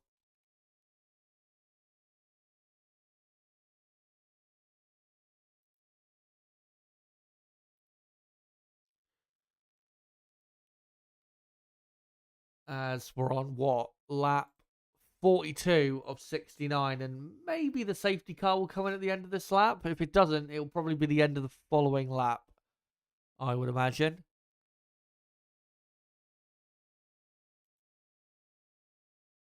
And no, it's at the end of this lap, thankfully, as Ferrari telling Leclerc on the radio there is another band of rain potential for the end of the race. So that'll be interesting, because if it really comes down heavily again, like it did before the safety car came out earlier, if you switch onto full wets at the right time, it could transform your race and you could end up stealing a podium or maybe even winning the race. So, yeah.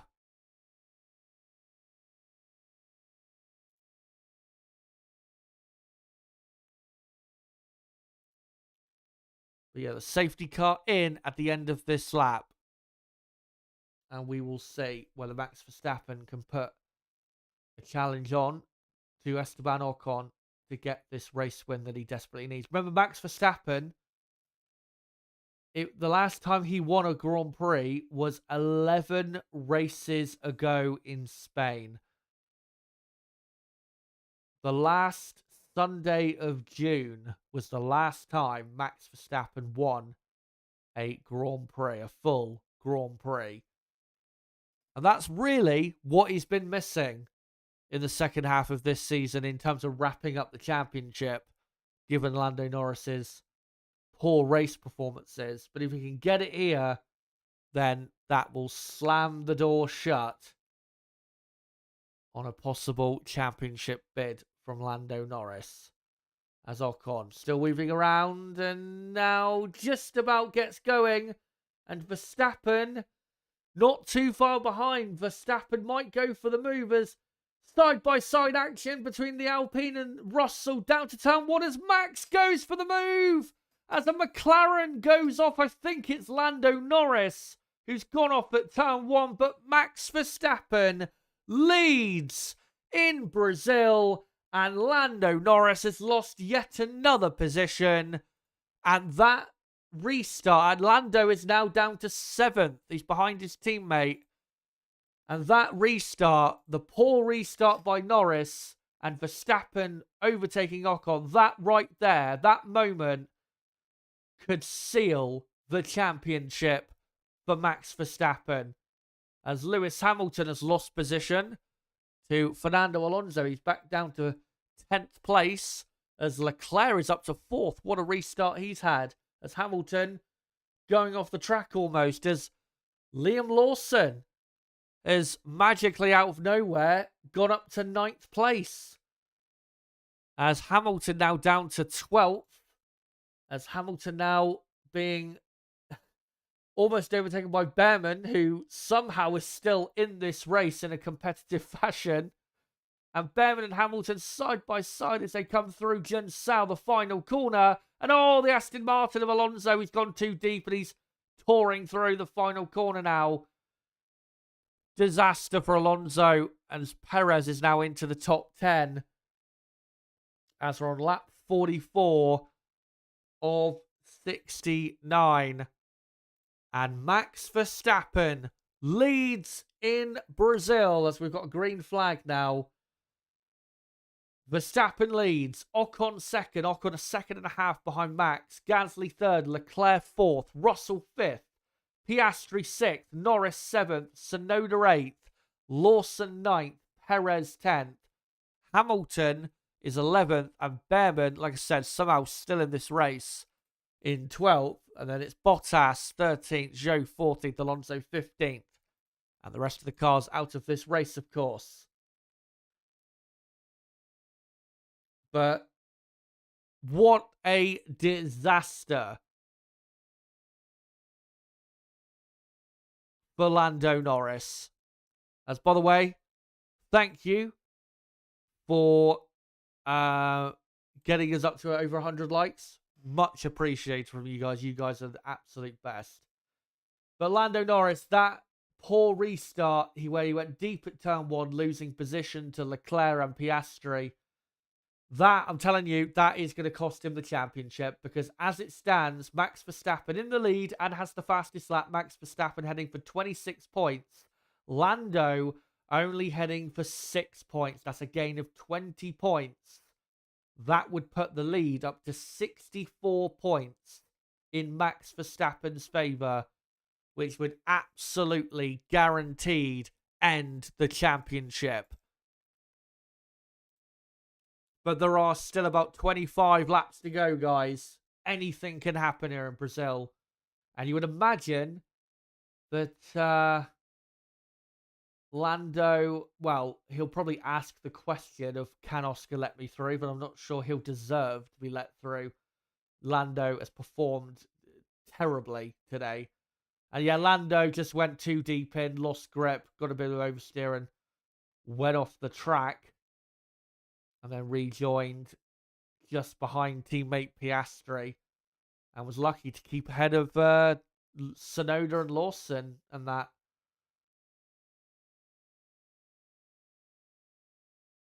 But yeah, a race win is something Red Bull have not had for a while. And if they do win this race, which is looking likely, they will savour this one for a long time. As on lap 46, Max Verstappen does the fastest lap and is nearly 3 seconds clear of Esteban Ocon.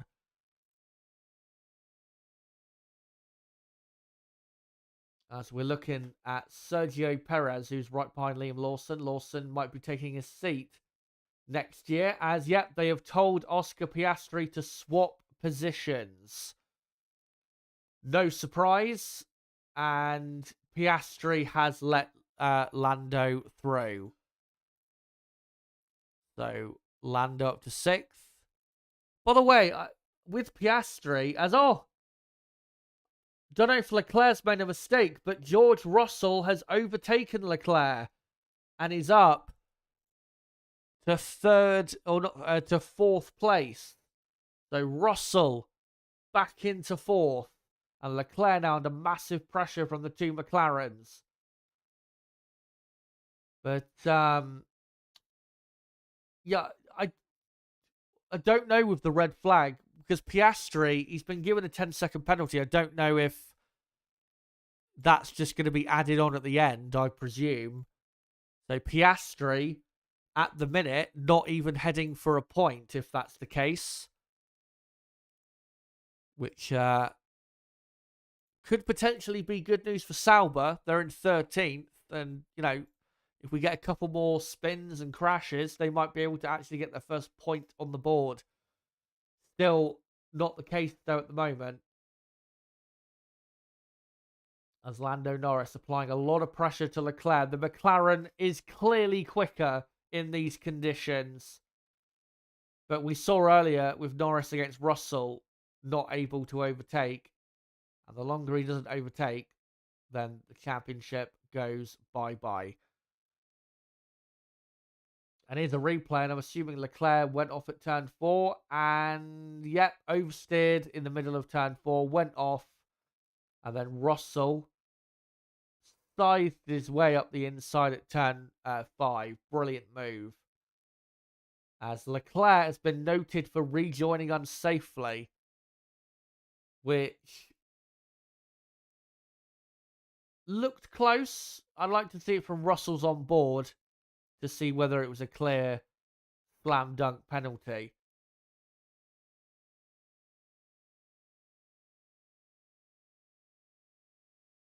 As Max Verstappen on lap 48, another new fastest lap. The 2 Alpines, by the way, in 2nd and 3rd are very comfortable. Russell in 4th, not troubling them.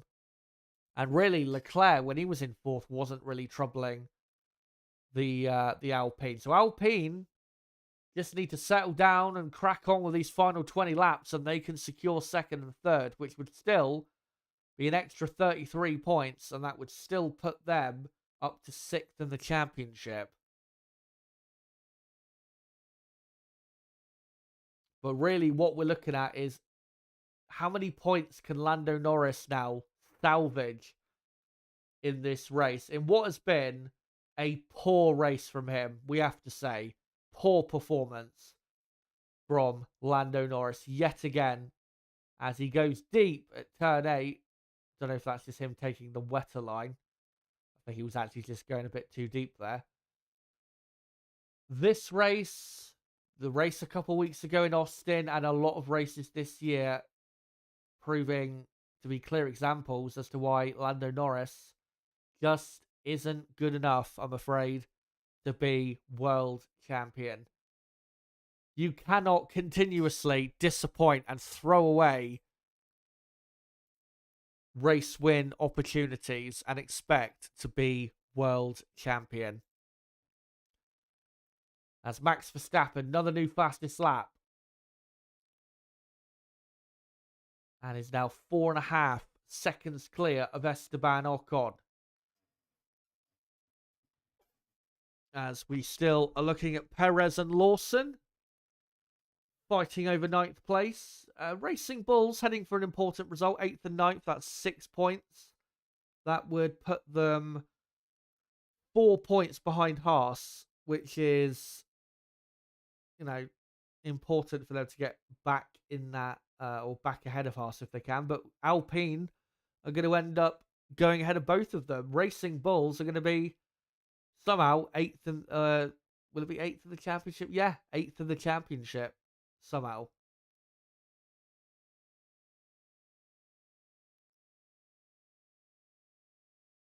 But Lawson just doing his own pace and looking comfortable, you have to say.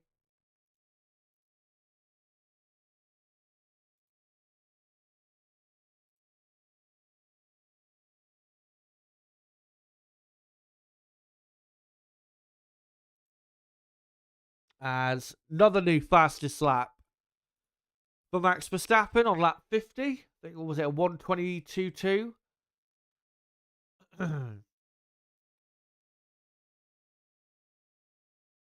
As Perez, again, into turn one, closing in on Lawson, but never close enough to actually overtake. But I'm just in shock how this race has turned around. I was certain, even though it was going to be difficult conditions today, I was certain that Lando Norris was going to win today. And he is currently, with nearly or about 20 laps to go, he is 6th. And Max, who started 16th, is leading and is leading comfortably, and he's going to probably win this race. How on earth has this happened?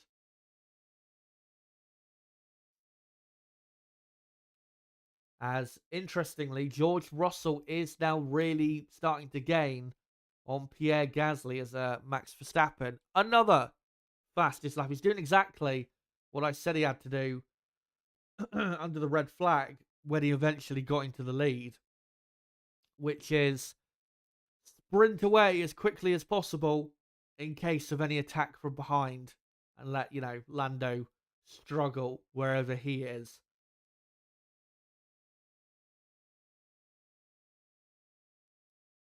And Lando at the moment is, 17, 18 seconds behind Max. Again, just another really poor race performance from Lando Norris.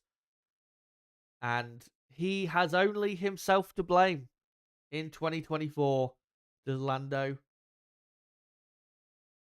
in terms of why did he not at least take the championship fight down to the final race. But really, you could say, there's a lot to answer for in terms of why did you not win the championship in the fastest car?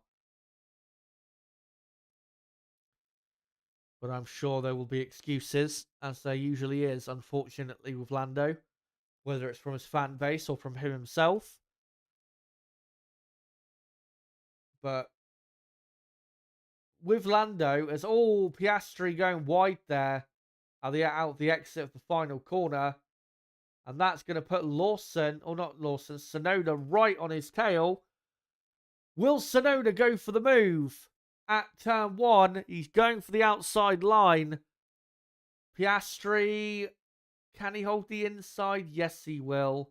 Tsunoda's not quite got the confidence to go right around the outside. But Piastri holds on to 7th, but drops a few seconds behind Lando Norris.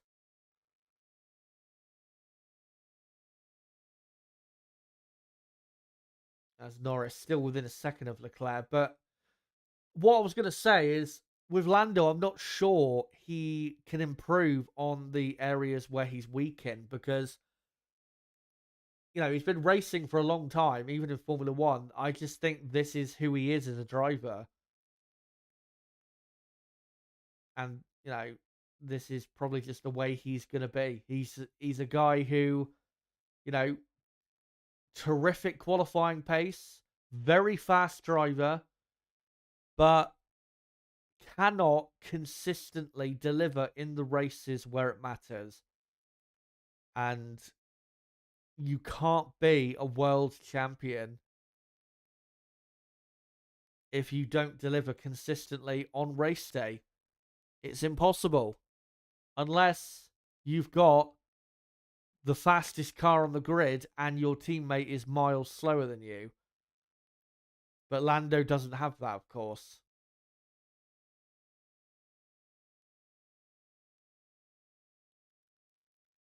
But we'll still see in these final 17 laps or so what Lando can do to salvage his championship. But at the moment, the gap is going to be going up to 62 points, with Lando in 6th and Max in 1st with the fastest lap point. 62 points, and then all Max will have to do in Vegas to win the championship in Vegas is either beat Lando, or if Lando does not outscore Max by 4 points or more, then Verstappen will be champion. So, if it finishes the way it is now, and then in Vegas, if Lando Norris finishes 2nd and Max Verstappen finishes 3rd, and none of them take the fastest lap, then I believe Max will be champion. So really, all Max has to do in Vegas is finish on the podium and hope that Lando doesn't win the race and he's champion, which sounds pretty simple, as Perez went for a pretty aggressive dive there to the inside on Lawson, which has put him a lot closer to Lawson. But I don't know if he could actually overtake. Lawson defends to the middle of the track. These two, of course, came to blows a week ago in Mexico.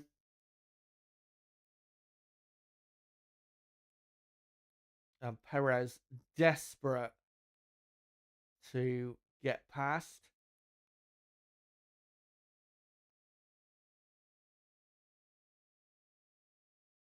And might be able to have a go at turn 1 again in a few corners time.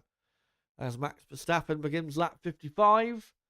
He's 7.5 seconds clear of Esteban Ocon, so as long as he don't make any mistakes, the car, don't blow up or anything, then Max has got this race bought and paid for. As we have got 15 full laps remaining. Can Lando Norris do anything to respond to Verstappen? I want to say respond, I of course mean reclaim points for the championship, as Sergio Perez dives down the inside of Lawson at turn 1. Lawson fights back around the outside, wheel-to-wheel contact, and Lawson keeps the position. And now Lewis Hamilton tries to have a go at Sergio Perez, but doesn't get enough grip around the outside of turn 3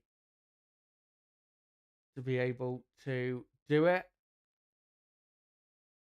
As Perez has gone wide at turn 4, and Hamilton just about takes the position. So Lewis Hamilton up to 10th.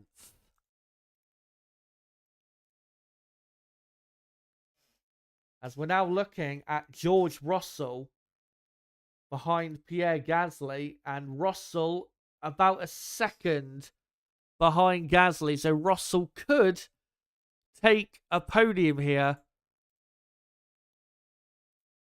which would be crucial in putting him ahead of Lewis Hamilton in the championship. Obviously, his teammate.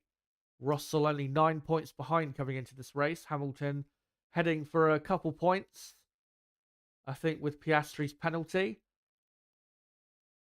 And Russell heading for 12 points. So, as it stands, Russell will go up to 6th in the championship, which he deserves, because he has been clearly better than Lewis Hamilton this season.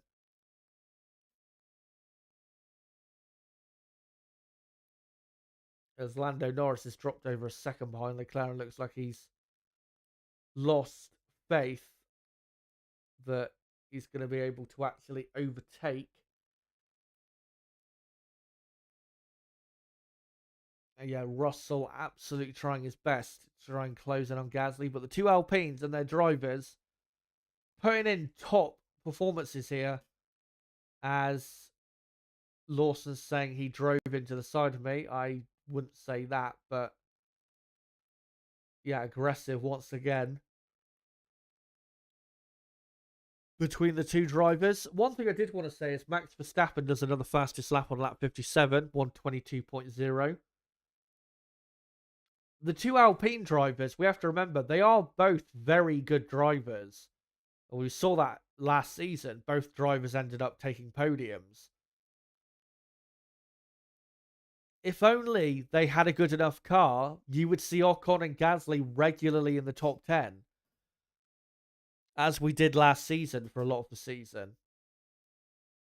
But that Alpine car has been pretty bad in 2024, which is why this type of result has been, even just a singular podium has been nowhere near possible for Alpine. As Gasly looks like he's settling into the groove, and that's the issue if you're the driver behind, is if you settle into the groove of the car ahead, it makes it very difficult to overtake.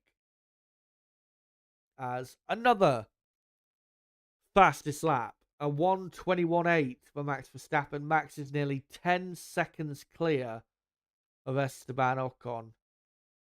If Russell can pass Gasly there the next couple laps, I don't think he will, but let's say he can, that will give him a crack at Ocon for second.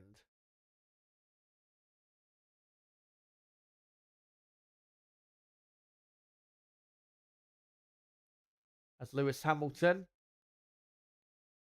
getting close to Liam Lawson through turn 1 and 2.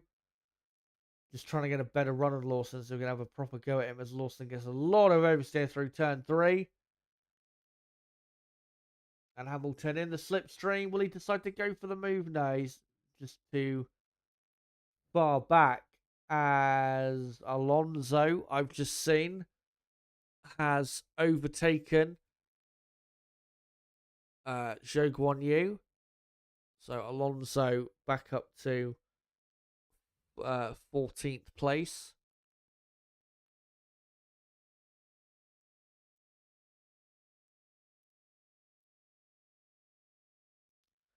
That's on lap 59. Another fastest lap as Perez and Hamilton side by side. And getting very close, those two. But Lewis Hamilton keeping the position as they had their little battle there through turn 10. But really, the battles we're looking at is, the last couple points paying positions. Because Max has got the race, all sorted out front. I mean, we've got Gasly and Russell close, but not close. Russell and Leclerc look comfortable. Lando is clearly distraught, I would say, at what's happened today, and it's just not got any momentum to try and overtake Leclerc. So, yeah. And this will be also, as we're on lap 60, another fastest lap for Verstappen. This will also be, as Max does a 1:21.5 on just a different planet to everybody else, is Max Verstappen. But, what was I going to say? Yeah, with Charles Leclerc taking a couple points out of the lead that Norris has over him. So, Leclerc's only, 30 odd points behind. So the fight for second in the championship is not over. Leclerc could finish second in the championship. It is absolutely doable. As Hamilton, again, closing on Lawson, but just can't get enough of a run on him. He tries up to turn 4, but Lawson clearly, obviously, has his car ahead. Not going to be letting anyone through at this point. As Russell still about second behind Gasly in the fight for third.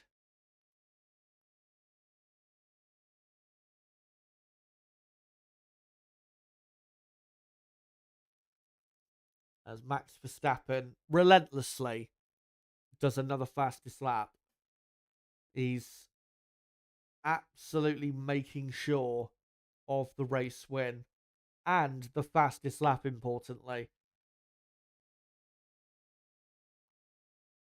And as long as, the race continues and Max keeps doing the lap times he's doing, then Max is probably, again, not just going to win the race, but take home the fastest lap point.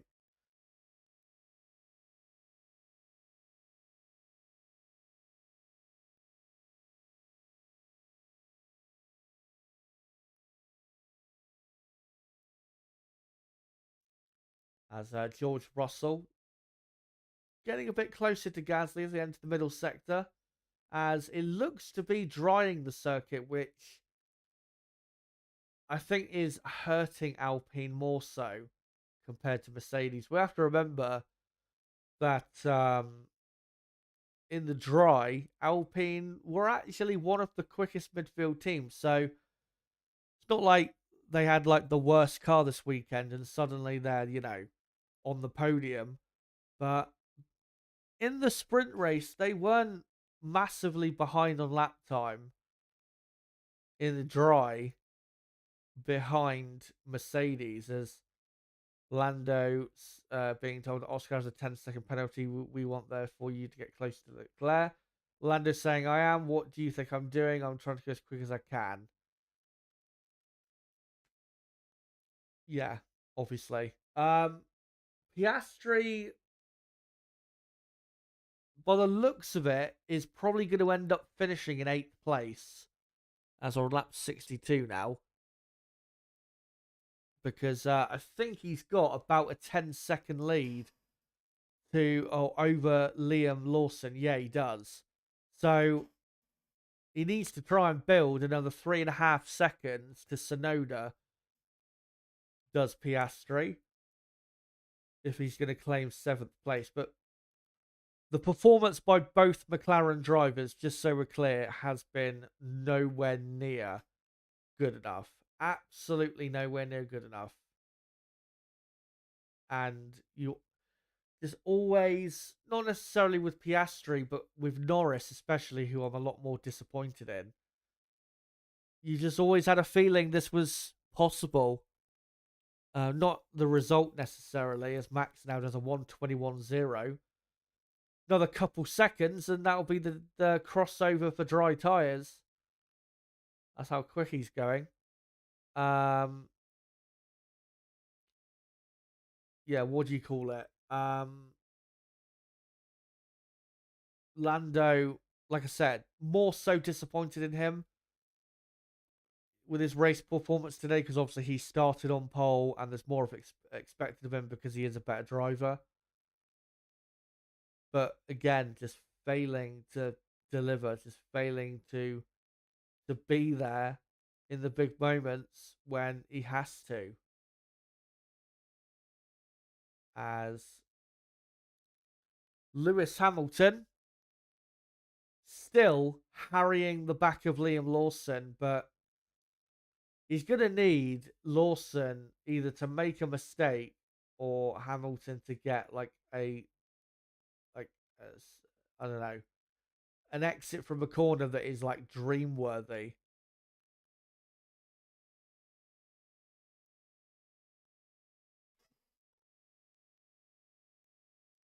As Hamilton still has got Sergio Perez behind him. And Robert Saltzman saying no one's going to switch tyres now. No, absolutely not. I mean, if the track does actually go dry, maybe Sauber will, we'll just think, fuck it. Let's just do 2 or 3 laps on the dry tyres and see what happens. But no one in the top 10 is going to go for dry tyres. Everyone now just hanging on to the end. as Lando Norris has pretty much given up the ghost in his fight with Leclerc.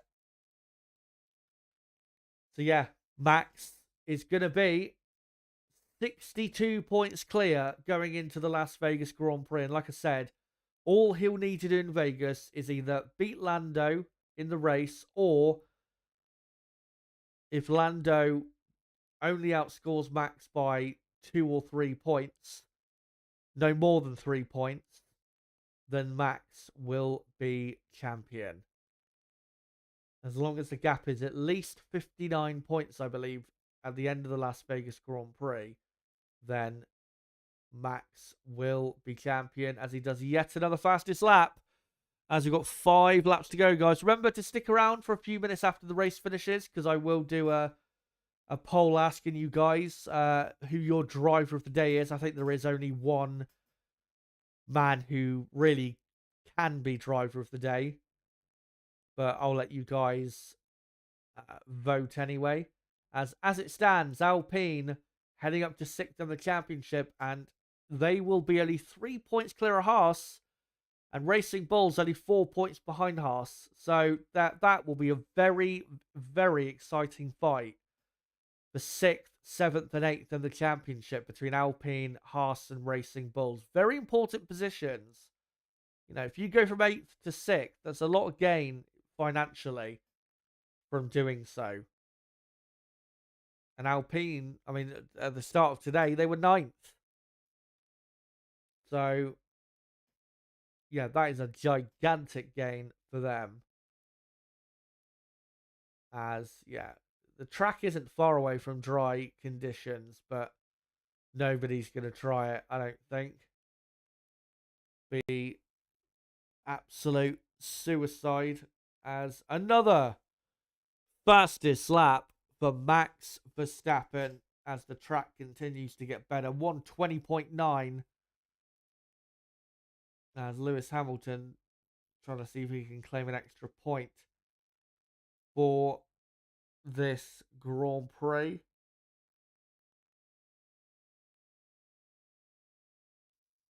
And Max, 16 almost seconds clear of Esteban Ocon. Though since the overtake he did on Ocon at the safety car restart, which was, what, 25 laps ago?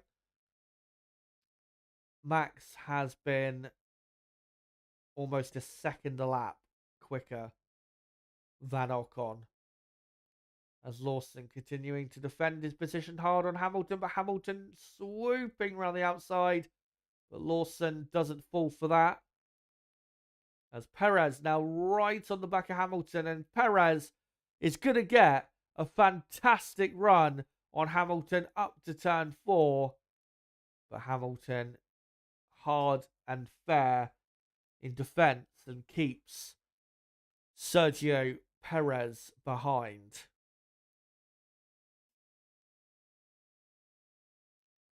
As Alonso saying on the radio, I will finish the race for the mechanics. They did a very good job today, but my back is hurting. Man, this bouncing is not normal. Credit to Fernando, by the way. I know he had his mistake and he ended up falling outside the top 10, but to get into 9th place in qualifying and be in the top 10 for as long as he was today in a car that is as bad as it is, Fernando proving yet again that he is still one of the top few drivers in Formula 1. Just needs a better car. As we have got about 2.5 laps to go of this Sao Paulo Grand Prix. As Hamilton diving up the inside of Lawson, but Lawson again doesn't fall for it. Very smart and good defense from Liam Lawson. And he needs to hold on because this is a crucial extra point for Racing Bulls that they need to get closer to 6th in the championship. As Max Verstappen, another fastest lap. A 1:20.4. Probably going to dip into the 1:19s by the end.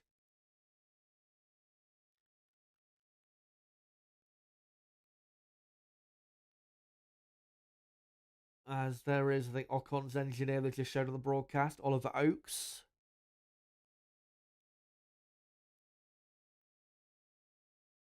Still, the Lawson, Hamilton, Perez fight rages on. Behrman a bit further behind. Obviously can't fight these guys because he's just not got the pace. But Behrman has learned a lot today in terms of, keeping his cool, because he's made way too many mistakes in this race. As Perez absolutely sends it at turn 1, and Hamilton has seen it coming because he's gone wide. And Perez, can he get a good enough exit to have a go up to turn 4? Hamilton defends to the inside. But no, Perez is not going to get anywhere near Hamilton.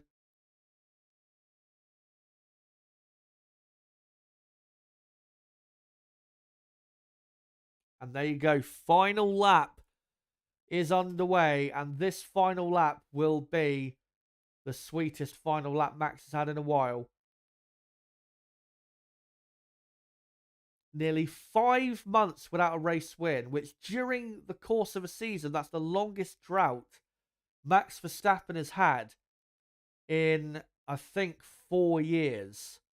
And with the amount of race wins he has had, obviously won every single race last season except one, or except 3, did Verstappen last year, and won so many races in 2022 and 2021 as well. For him to go that long without winning a race must have felt like absolute agony, especially for a born winner like Max Verstappen. And yet again, Max Verstappen today and almost every weekend proving why he is the best driver in the world, and he is going to win, not this weekend, but probably in a few weeks, his 4th Drivers' World Championship as Max Verstappen wins in Brazil by almost 20 seconds over Esteban Ocon. What a drive for Ocon, and what a farewell drive, really, given that he's leaving the Alpine team in about a month from now. Here he comes, Esteban Ocon, 2nd for Alpine, and Pierre Gasly finishes 3rd. 2nd and 3rd for Alpine, a double podium for the French team. What a performance, and the mechanics go crazy, and as they should. They've had such a tough season. George Russell 4th, Leclerc 5th, Lando Norris 6th, and may still get a penalty post-race. Yuki Tsunoda has been promoted up to 7th because of Oscar Piastri's 10-second penalty. So Tsunoda 7th, Piastri 8th, Lawson 9th, Hamilton 10th, Perez 11th, Behrman 12th, Bottas 13th, Alonso 14th, Zhou 15th, and your retirements and disqualified people, I guess you could call it, and also people that didn't start: Carlos Sainz, Nico Hülkenberg, Franco Colapinto, Lance Stroll, and Alex Albon. But there you go, guys.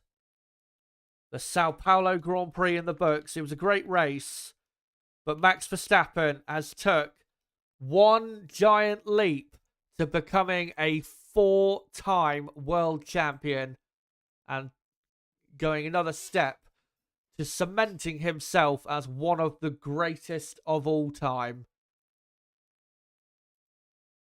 And for me, is clearly, I know Ocon and Gasly did, what they did, but for me, Max Verstappen is the driver of the day, because that was a clear proof drive of why he is the absolute best.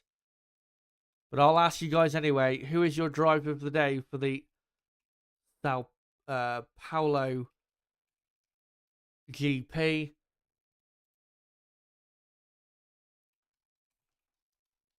And your options will be Max Verstappen, Esteban Ocon, Pierre Gasly, and I will throw as Max runs to his mechanics and jumps on him, and yeah, he is absolutely ecstatic, and he should be. And the fourth option, I'm going to put Yuki Tsunoda, because I thought, even though he struggled a bit in the second half of the race, he still performed very well. But for me, Max Verstappen, driver of the day, the best driver of 2024, and he will be a very deserving world champion for 2024.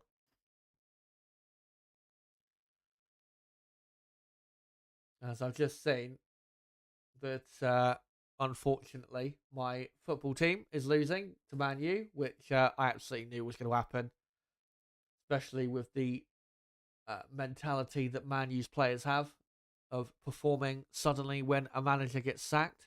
Shows how mentally weak they are. But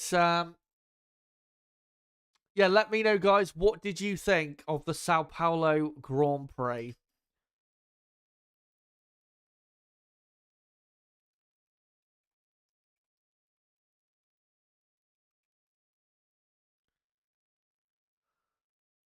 Um,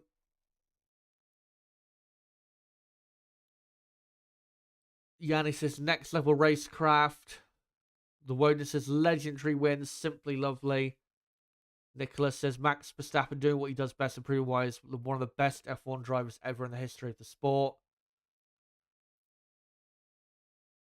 Yanni saying the poll was unnecessary. I still like to set it up because I like to see who votes for who, but yeah. You'd be mad to not vote for to not vote for Verstappen. I know Ocon and Gasly, on the podium, you'd think, oh, um, they should get a big shout, but to win the race from 16th on the grid in such difficult conditions, you just cannot deny that he is. I think, honestly, he is by far the best driver on the grid. You've got other elite drivers. You've got your Leclercs, your Russells, your Norrises when they want to be, Piastris when they want to be. But he is just the best and the most consistent. And like I said, most deserving, without a doubt, world champion. Championship thoroughly over now, surely, says Tom Hutchins. 10 out of 10 for Max and the Alpines, 1 out of 10 for pretty much everyone else. Oh, thank God. Chelsea have scored. What was I going to say? Yeah, let me know, guys. What did you think of Lando Norris's performance today?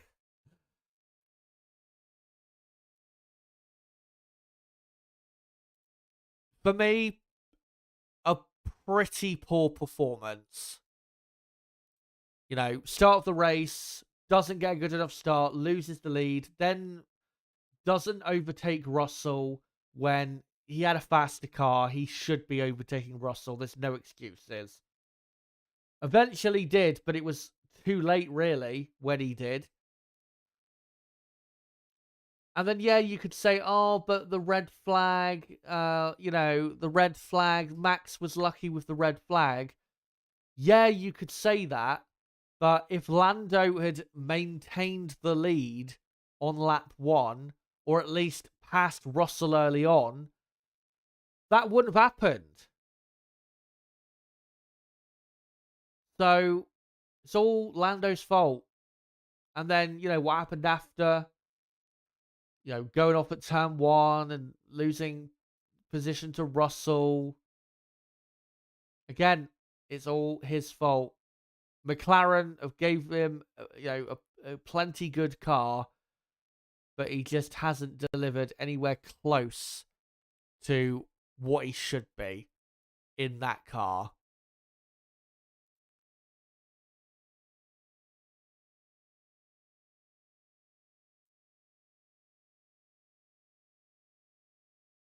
Jim Plus X is 3 starts, 3 fumbles. Yeah, just continuous fumbling from Verstappen. Not from Verstappen, sorry, from Norris, which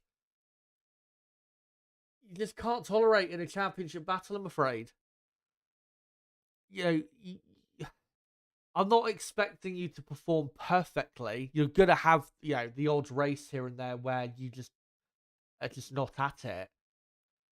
But this is a consistent issue with Lando. He's only won this season. What? 3 race wins he's got. You can't win a championship with 3 race wins. Not against Max Verstappen. You can't. It's impossible. You need to be taking, and I said this in my podcast before, 8 to 10 race wins is what you need, at least if you're going to properly contend and probably win the championship. 3 race wins is nowhere near good enough.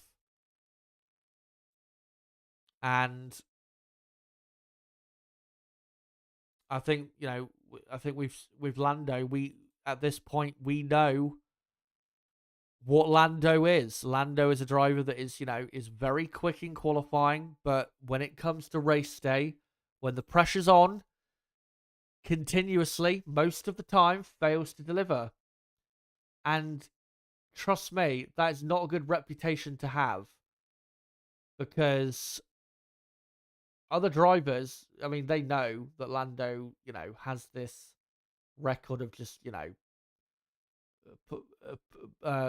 performing poorly on race day. And they know, that even if they're out qualified by him, that they can take advantage of that.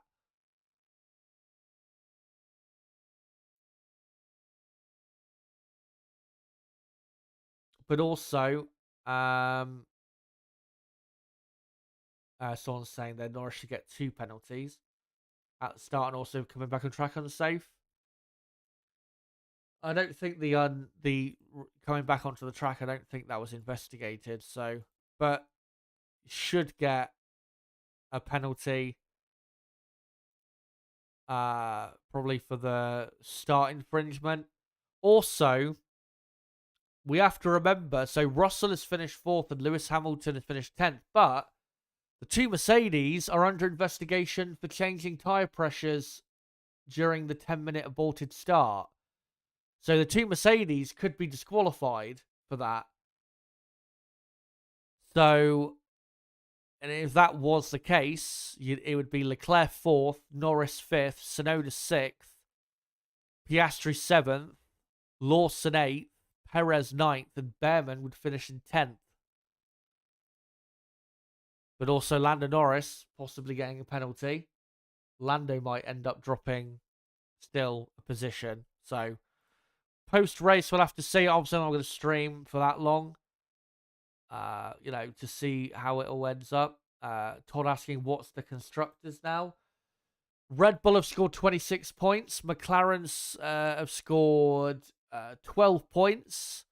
Ferrari have scored 10. So, still advantage McLaren, even though they didn't score a lot of points today, because Red Bull obviously are in 3rd.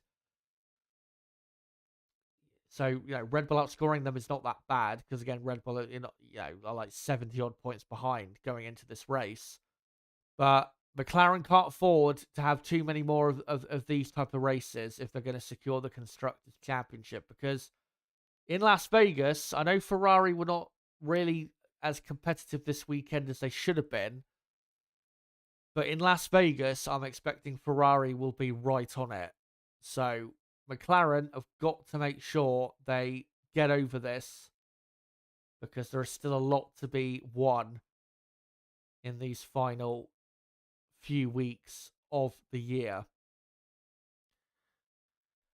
But let me finish up, guys, the poll in the chat as I come to the end of the stream, because it's pretty obvious who's won the poll here. 41 votes as I asked you guys, who is your driver of the day for the Sao Paulo Grand Prix? 82% of you went for Max Verstappen, 12% for Esteban Ocon, and then 2% for Gasly and Tsunoda. respectively. But guys, thank you so much for coming along to this stream, and also the stream yesterday. Even though we didn't get a qualifying session, thank you guys for coming along and being so dedicated. And if you're a new subscriber, thank you to subscribing. But great to have you on the channel. And yeah, it's been great to have you guys yet again. So the content plan, tomorrow, this time tomorrow, I will try to upload my podcast reviewing the Sao Paulo Grand Prix. And then it's 3 weeks until the Las Vegas Grand Prix. Now, the plan for the Las Vegas Grand Prix, I'm not going to announce timings as of yet because I haven't checked what the session timings are. But the plan for the Las Vegas Grand Prix, which is in 3 weeks from now, is I am not going to be doing a qualifying watch along, but I'm only going to be doing a race watch along for that particular race. The reason I'm only going to be doing a race watch along is because the race starts at a really ridiculous time for me. I think like 6 or 7 a.m. So that's why I'm only going to do a race watch along, because, with me at uni, I want to save my energy. And as well, Las Vegas is the start of the final triple header. So, yeah, I'm only going to be doing a race watch along for Vegas. I will also be doing a qualifying preview stream on the Friday night before qualifying on Saturday morning.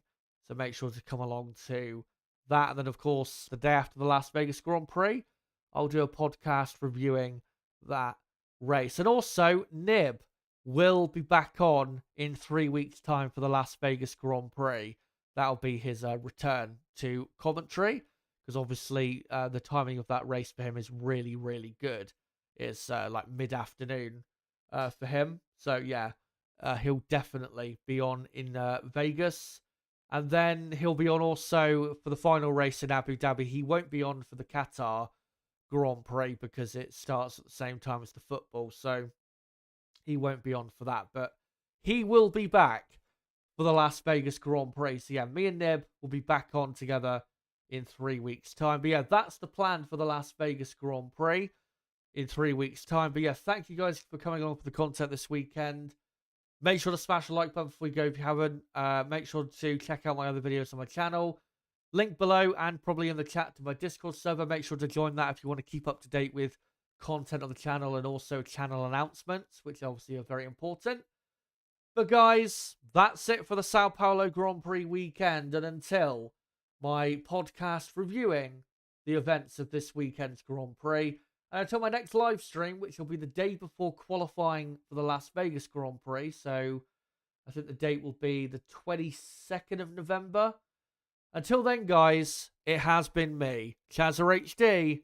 Goodbye.